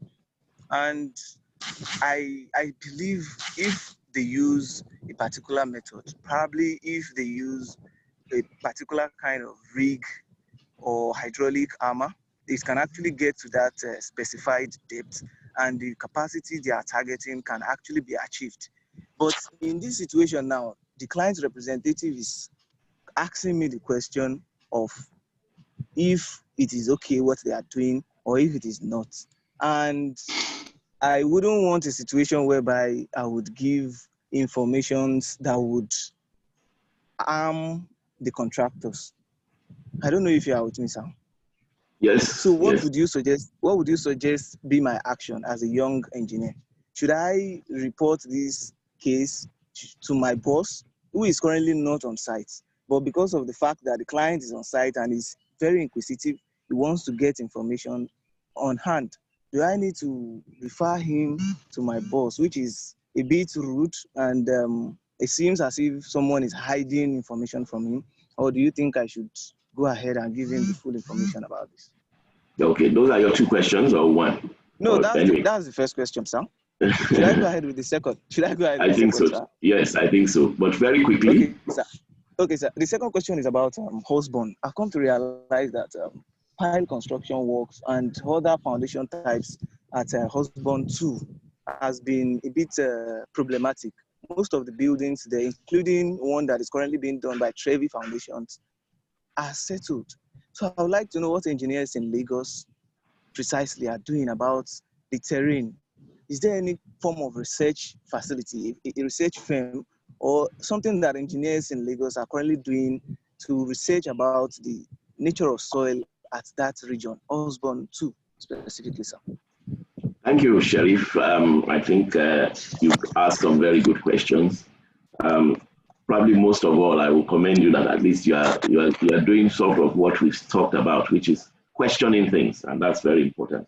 On your first issue of piling methods, piling capacity, and so on, I am tempted to ask you a question, which I cannot but ask you and say, are you the designer? And I'm sure your answer will be no. And I think it's very, very important that young engineers, people even on site, realize what they're there for. You are not the designer, and be very, very careful if you give advice that leads to certain decisions being made, because they will come back and say, but your engineer on site said this. And the problem with that is that you will find that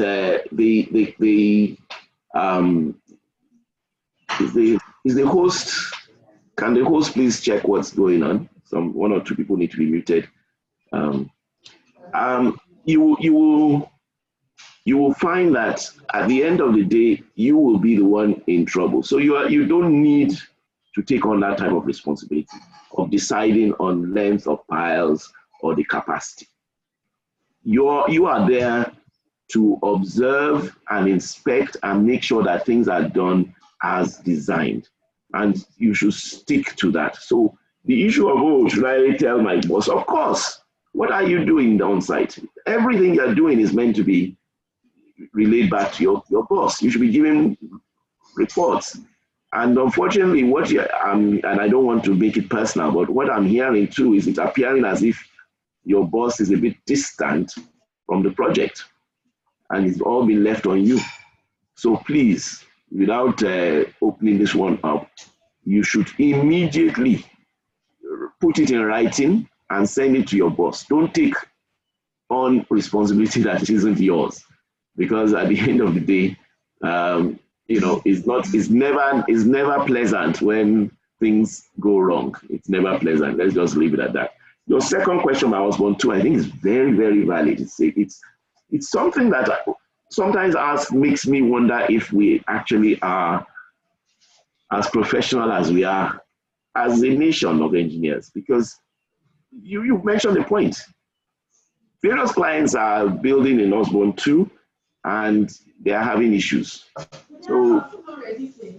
So I would expect that there will be, as you said, putting a sharing of experience, there will be guidelines, etc. And I'm sure people like the institutions like the NGA, the geotechnic divisions and so on are probably looking into that.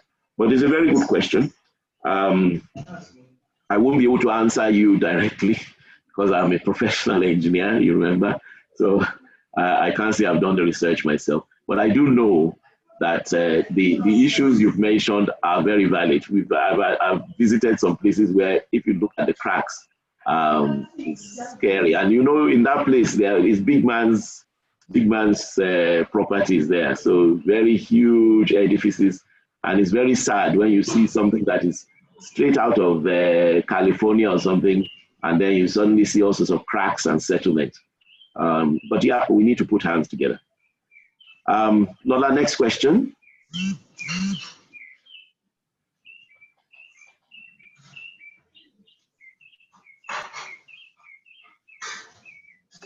Engineer Joseph. Okay, Engineer Joseph. Okay, how are you, Engineer Mrs. Adetono? Oh, how good are afternoon, you? sir. You're welcome, sir. Thank you. Engineer Adebajo, good afternoon. Good afternoon, my dear brother. Okay, so I just want to use this opportunity to publicly congratulate you for your birthday celebration. Can you, my dear brother, can you be as professional as possible and leave me out of it? Let's leave that one for now. Yeah, I know that this lecture was also put in place in recognition of your celebration. And yes, I believe so. I believe so.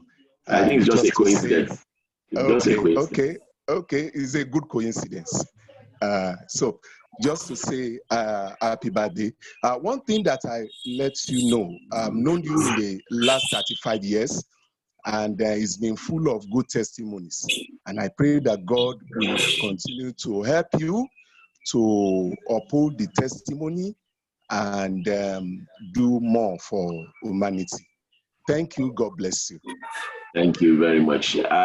I'm going to take that as the representative greeting of everybody here. So thank you for everybody for that greeting that you've done on. Yeah, but beyond this now, all other questions are not about Engineer Adebajo anymore. They are not about that.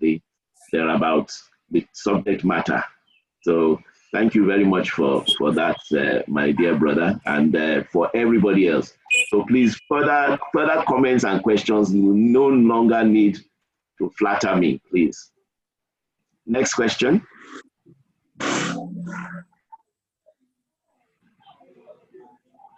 Mrs. Who is, or do you want me to be the one to call out? I would rather, I can see various hands. Okay.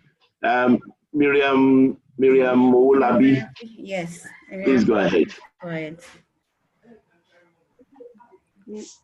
And then Good Jamil, afternoon, please sir. put down your hand so that we know you're not. Good afternoon, Miriam. Yeah, thank you very much for your delivered lecture.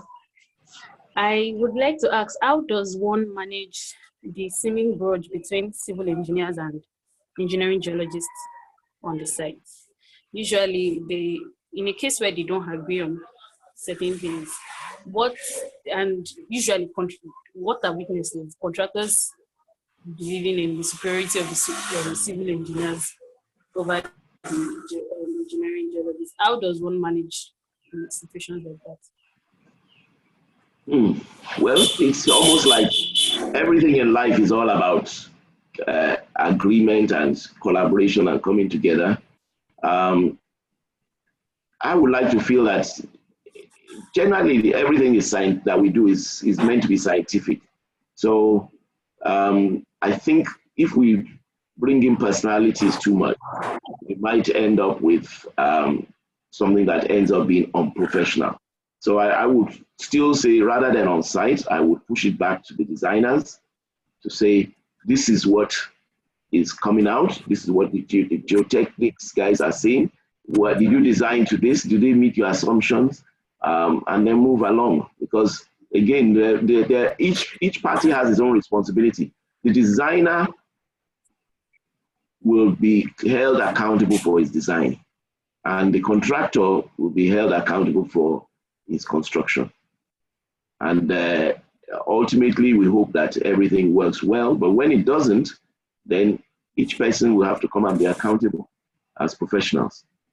And you may well be sued. I want to also use this opportunity to say that something that I have noticed, because we are talking about being professional engineers on site, one thing I've noticed is that we probably don't understand the full implication of a lot of what we do.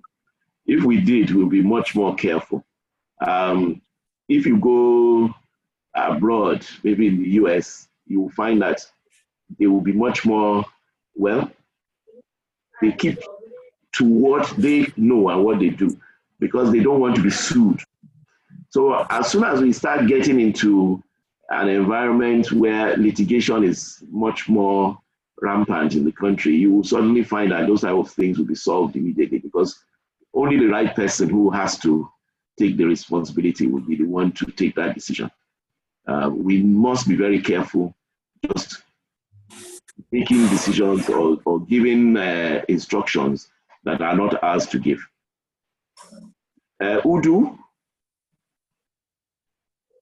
Udu is next. We want to try and get through as many questions as possible. So please, if you've put up your hand, just be ready. Straight away, we'll call you. Udu, if Udu is not, if not, let's go to Demola Karim. Okay. Demola Karim. Even I don't see his microphone. I see his hand. I only see his hands up. I've Yes, omitted so Ademola Babalola, sir. okay, so over to Ademola Babalola. Yeah, hi, sir. Good afternoon, sir. Good afternoon. Good afternoon, Engineer Lola. Also, I really appreciate you guys for this training. Good afternoon, sir. Good afternoon, ma. So my question is that, my question is really simple. And I just want to ask, in a situation where you are being employed by a contractor who unfortunately doesn't have any professional experience, is not a professional engineer, and on the side to discover that most time he employed substandard materials during construction. Now, as the engineer who understands the integrity of the profession and how that can definitely impact negatively the construction and even the post construction as well. So, what's your if after several times you call the attention of the contractor to what is being done and desire not to hear your own voice and go ahead with the using substandard materials? So what do you do in that situation as an engineer? Should you report him to higher authorities or you just let him do what needs to be done? Good. Ademola, that's a fantastic question. It's something which all of us are going to have to face at one stage or the other. Some are luckier than others. Their bosses or the contractors will see reason. But let us assume you are in a situation where if you don't go ahead, you stand to lose your job. It's a very difficult one. But as a professional or someone aspiring to be a professional, you still have to take a stance because you can't afford to. I mean, the worst case is if a contractor says jump into, if your boss says go and jump into a fire or take a knife and stab yourself, of course your answer will be, I'm sorry, that's too much. So you must take a stance all the same. However, wisdom is an important part of being a professional too.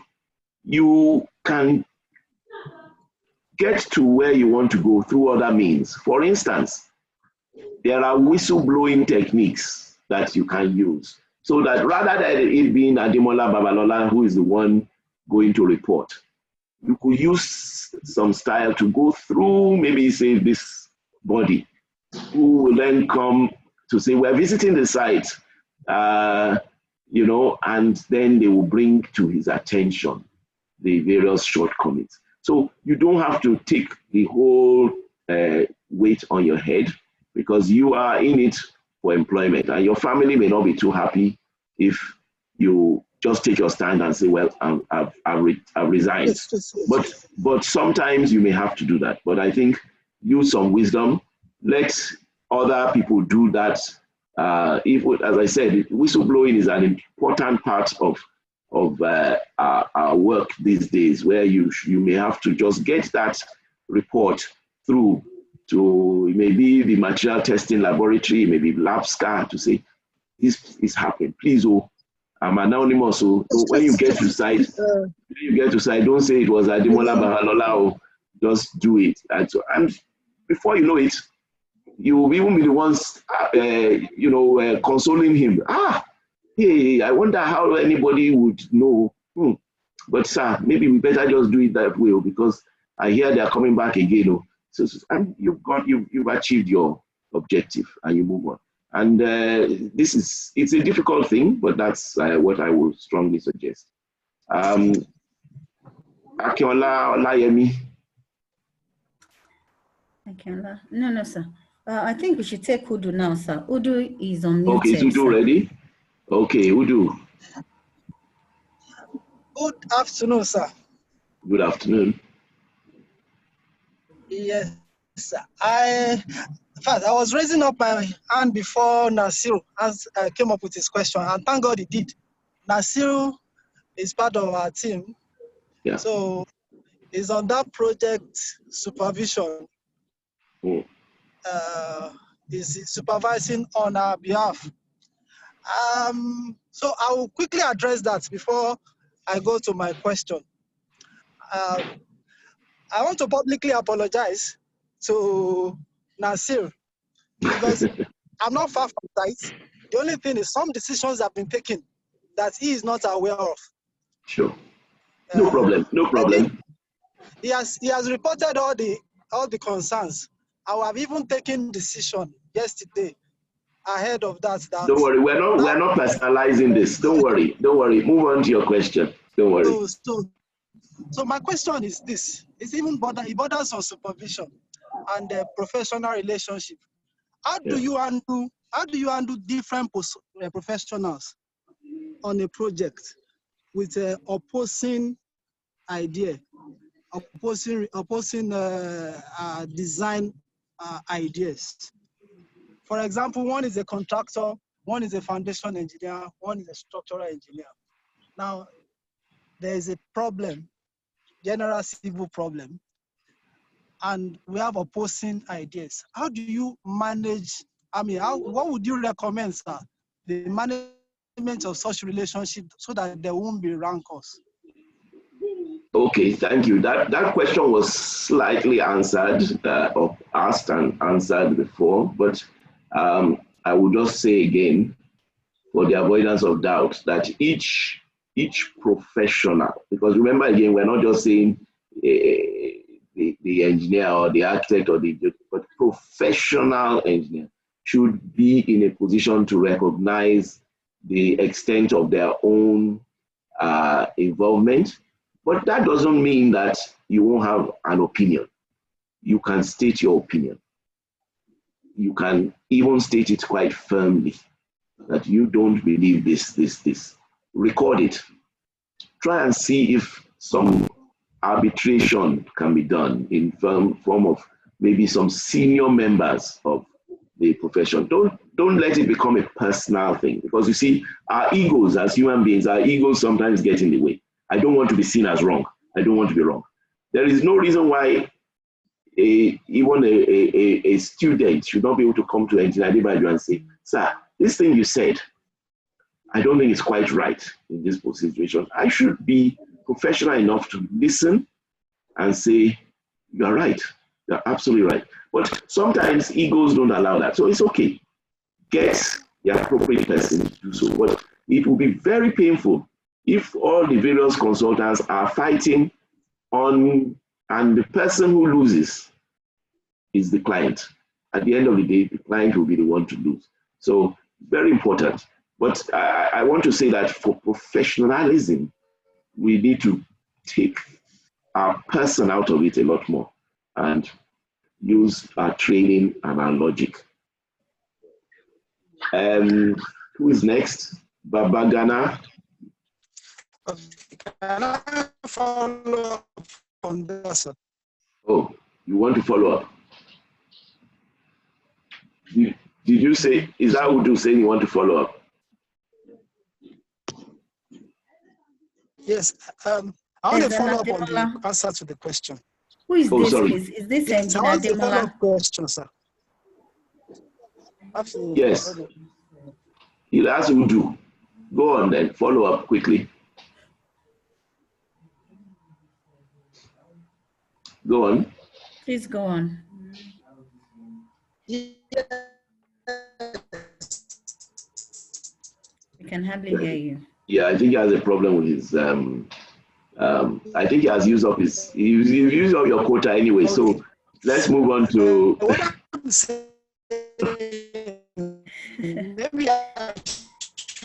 Can you please mute him and unmute Babagana Makinta?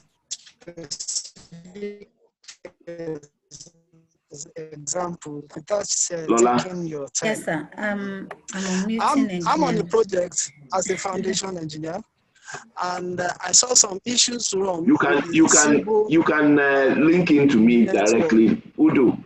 You can link into me later to allow others to ask their questions. So you can feel free to get in touch later on this. Babagana Makinta. Sir? I said, Udu, we will take you can your follow-up question is depriving others of their first question. So you can link in with me later. Over to Babagana. Babagana, can you please come on?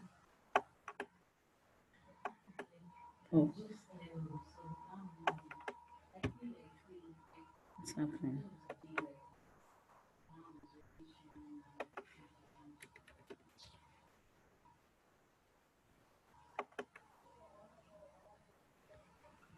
Okay, whilst we're waiting on him, I want to also appreciate those who have been on this. It's making me very pleased to see, I'm going down the participants list and seeing some very eminent engineers and friends and colleagues, senior and junior. It's beautiful. Thank you so much. We need to make the best use of the last 20 minutes because we will finish on time since we are now all professionals, time conscious. So do I have, if not, I'll go back to the chat box. Yes, sir. Yes, sir. I should go back to the chat box. Okay. Yes, sir. So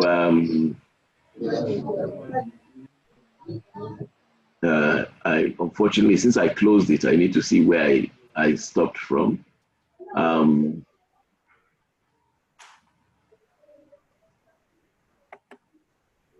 Okay. I'll just take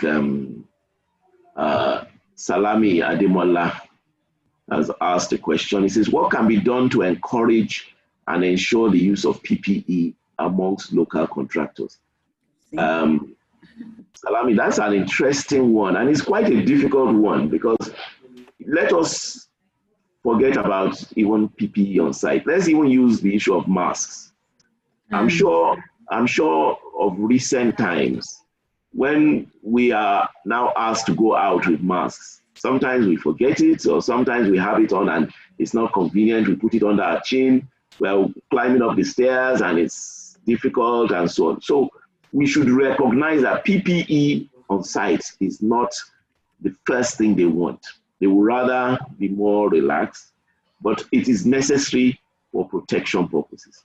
So when you have safety helmets, particularly in areas where there is work happening overhead, it is essential. And the only way to do it is to make it hit where it hurts, which is that you tell the contractor, if any staff is found without his PPE, he is expelled from site. When one laborer sees another one out and not earning any money, he will quickly comply. So it's very important. I can tell you that it's here that we're still a little bit relaxed. Abroad, it's not even negotiable. If in the UK, for instance, a site has someone who is not wearing the appropriate PPE, it will be shut down. Simple, the whole site, not a matter of expelling the erring person. So we need to do whatever we can because at the end of the day, it's for all our safety. Okay, Ademola Babalola, did I answer this one? No, that's done. Let's see.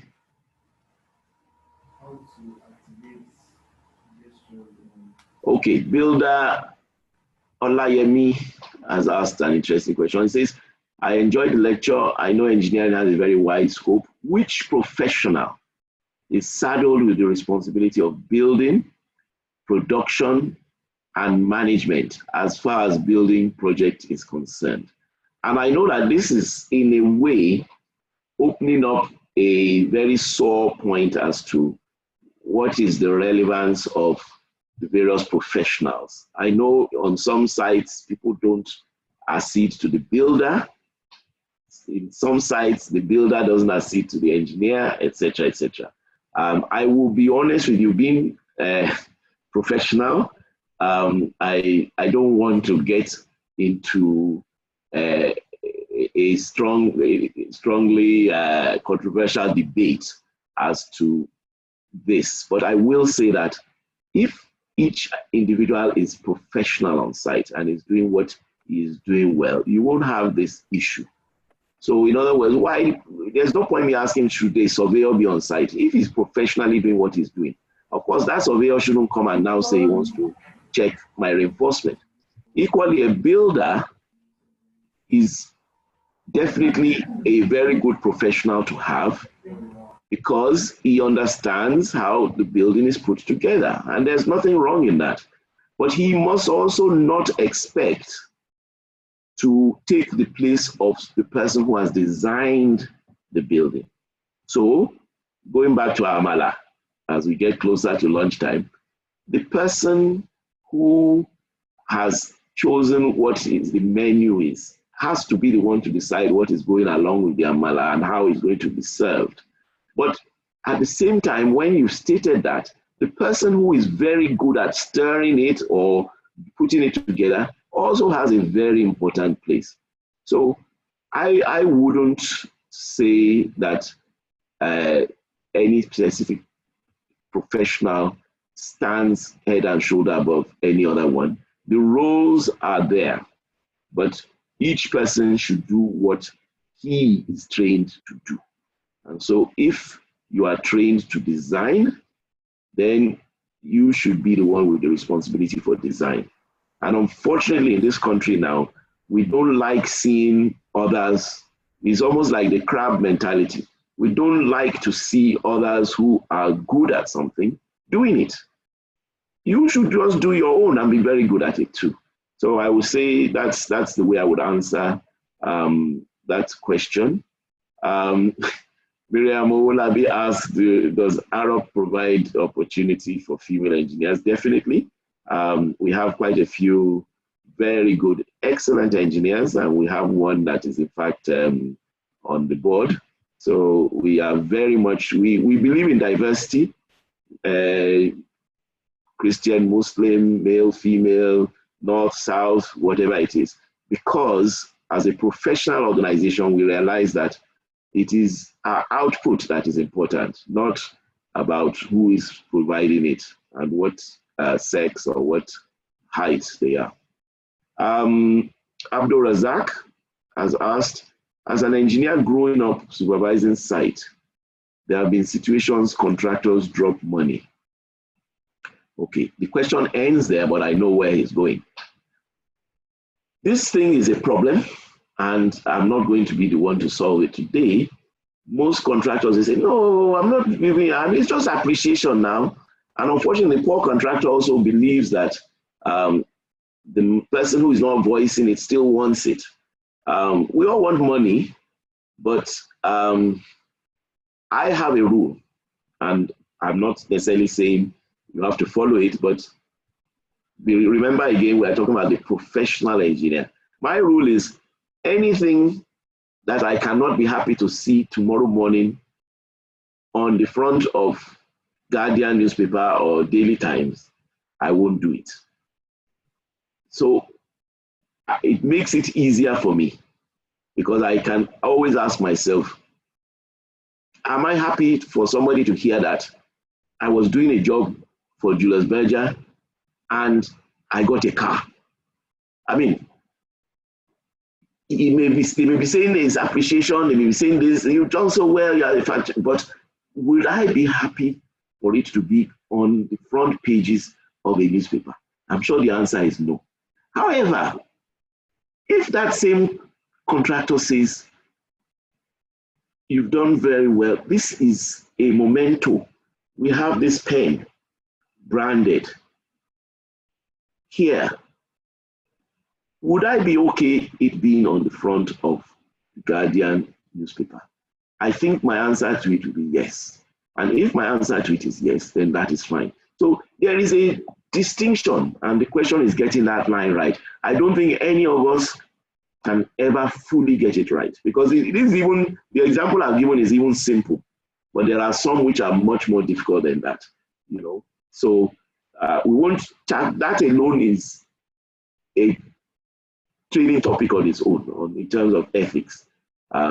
So I think the good thing is that as professionals, we should always be accountable for and be aware that there are implications of everything. Because if that man calls me to come and inspect his site, and the first thing he's telling me is, that car I gave you, how is it performing? I won't service it. What mouth will I have to tell him, I've looked at your work, it's not good, change it, take it out?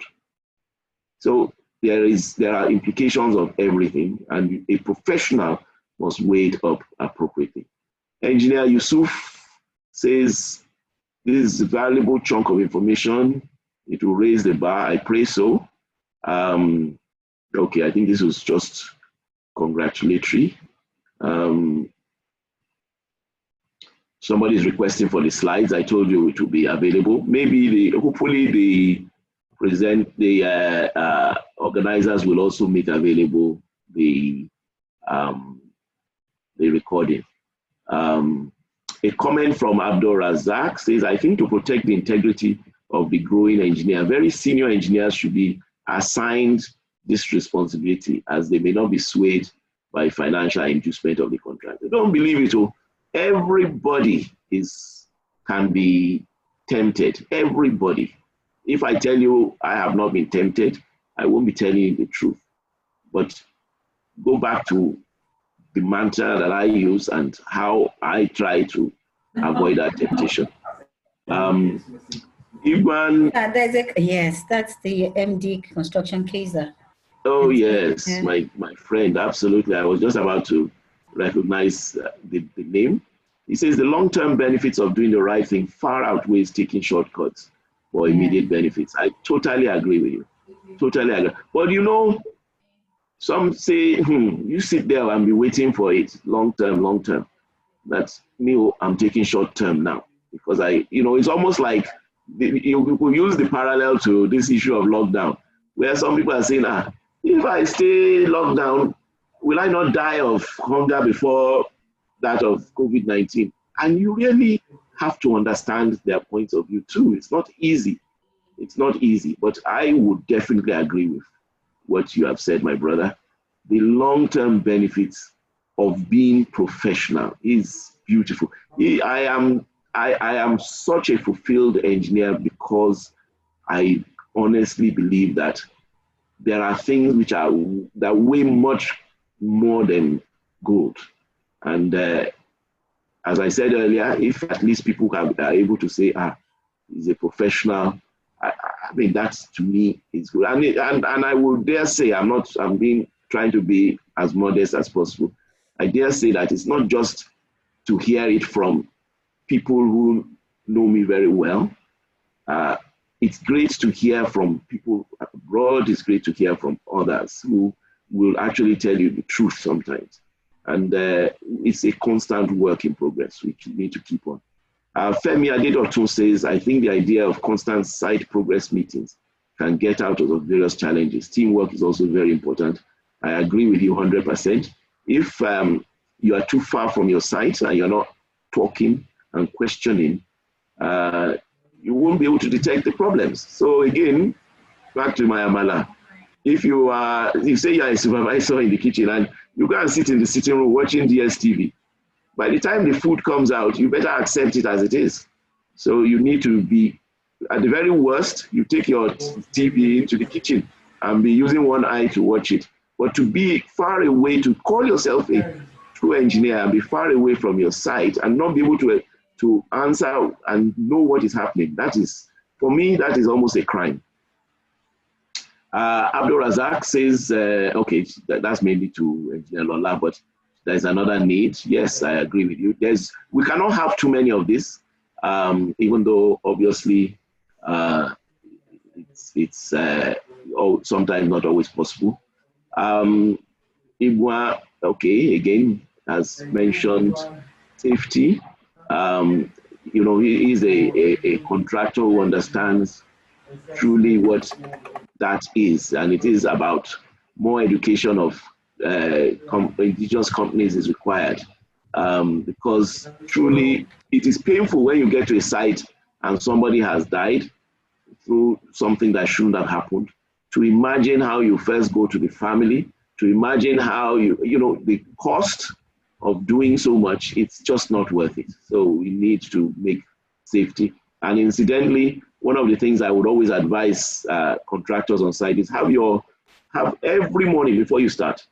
Feel free, if you are religiously inclined, have your prayer, but make sure you have a toolbox section, safety toolbox section. Talk about what are we going to do today? What are the roles? How are we going to keep ourselves safe? What should we do? Who has tips for making it better?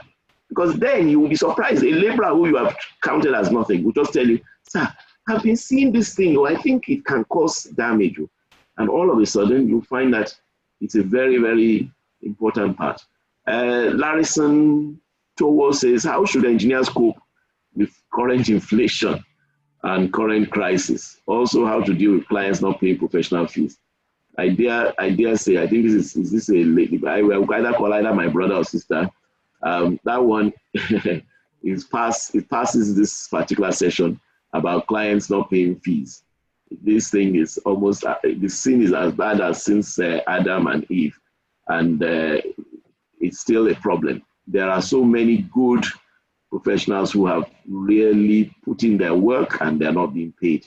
And unfortunately, many clients are very happy to, if they're going to pay for blocks or air conditioners, they pull out their money straight away. Have you bought this thing now? Have you bought? Take money, take money.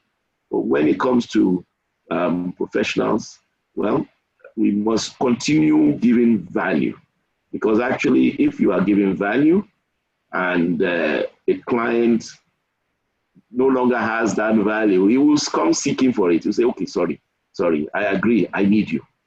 Let's just agree on the amount, but I agree, I need you. So you need to give value. It's not a free ticket either. In terms of how you cope with the current inflation and current crisis, I would say, I would change that from inflation and current crisis simply to current situation. And that is something that was even before COVID-19. And that is now things are changing.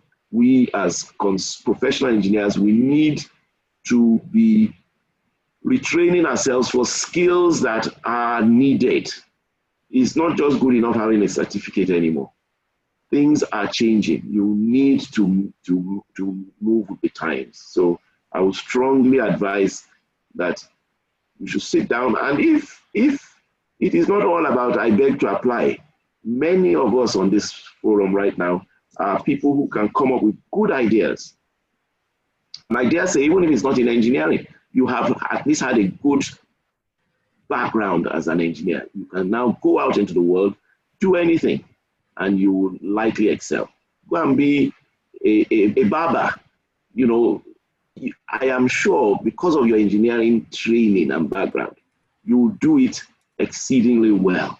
And you probably end up with a whole stream of barbing salons within the shortest time. But think about what you can do well and get yourself appropriately for it.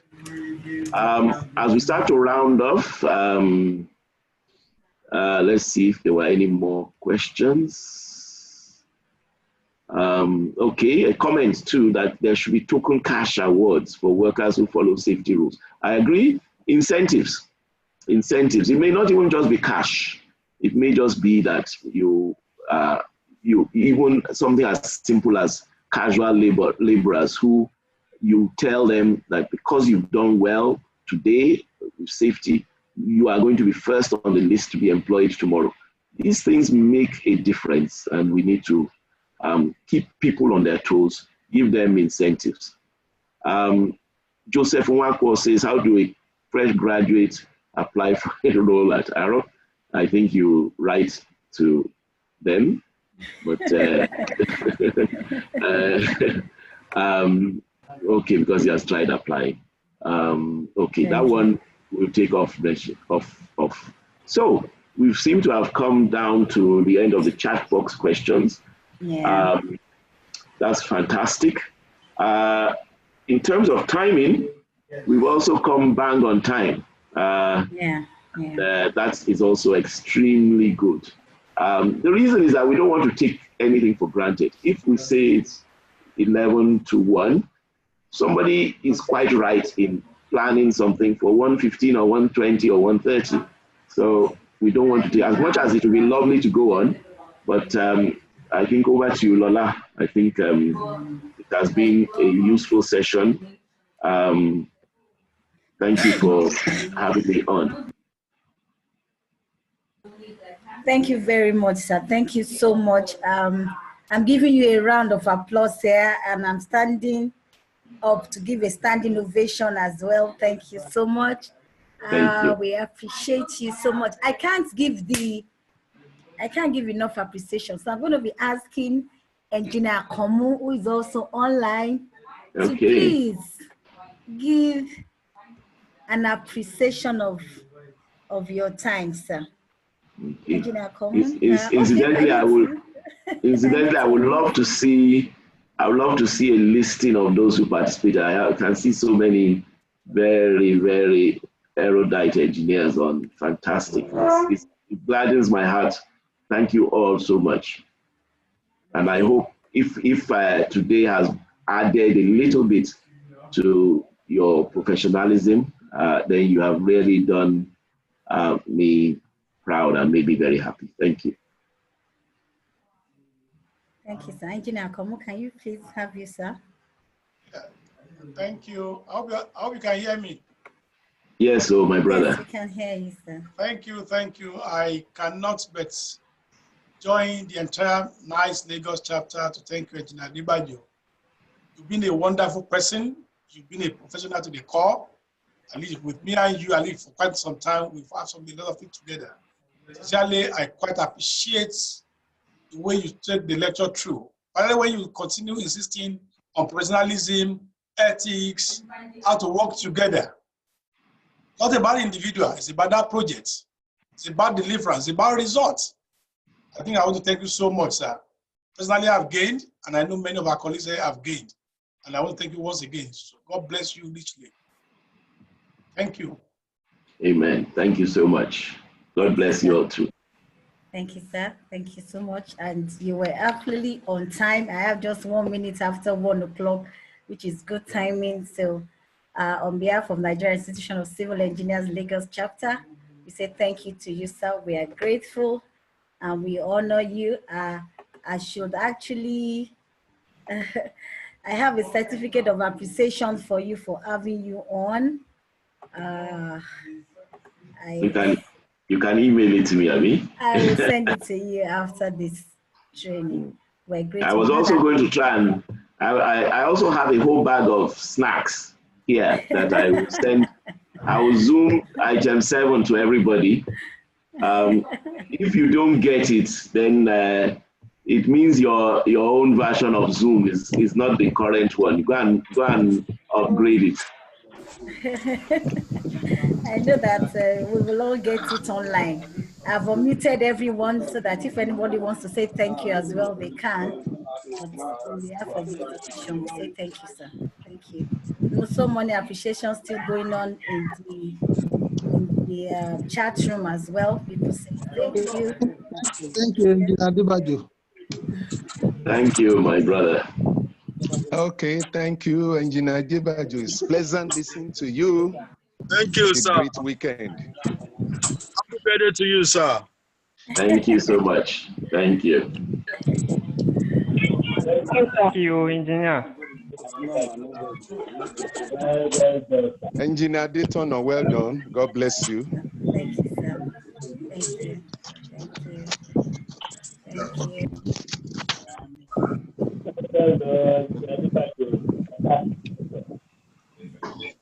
Thank you. Thank you. No, no.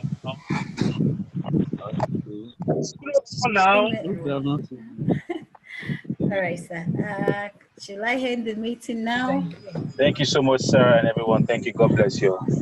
God bless you. Yes, I think you may want to do so. Bless you for the lecture.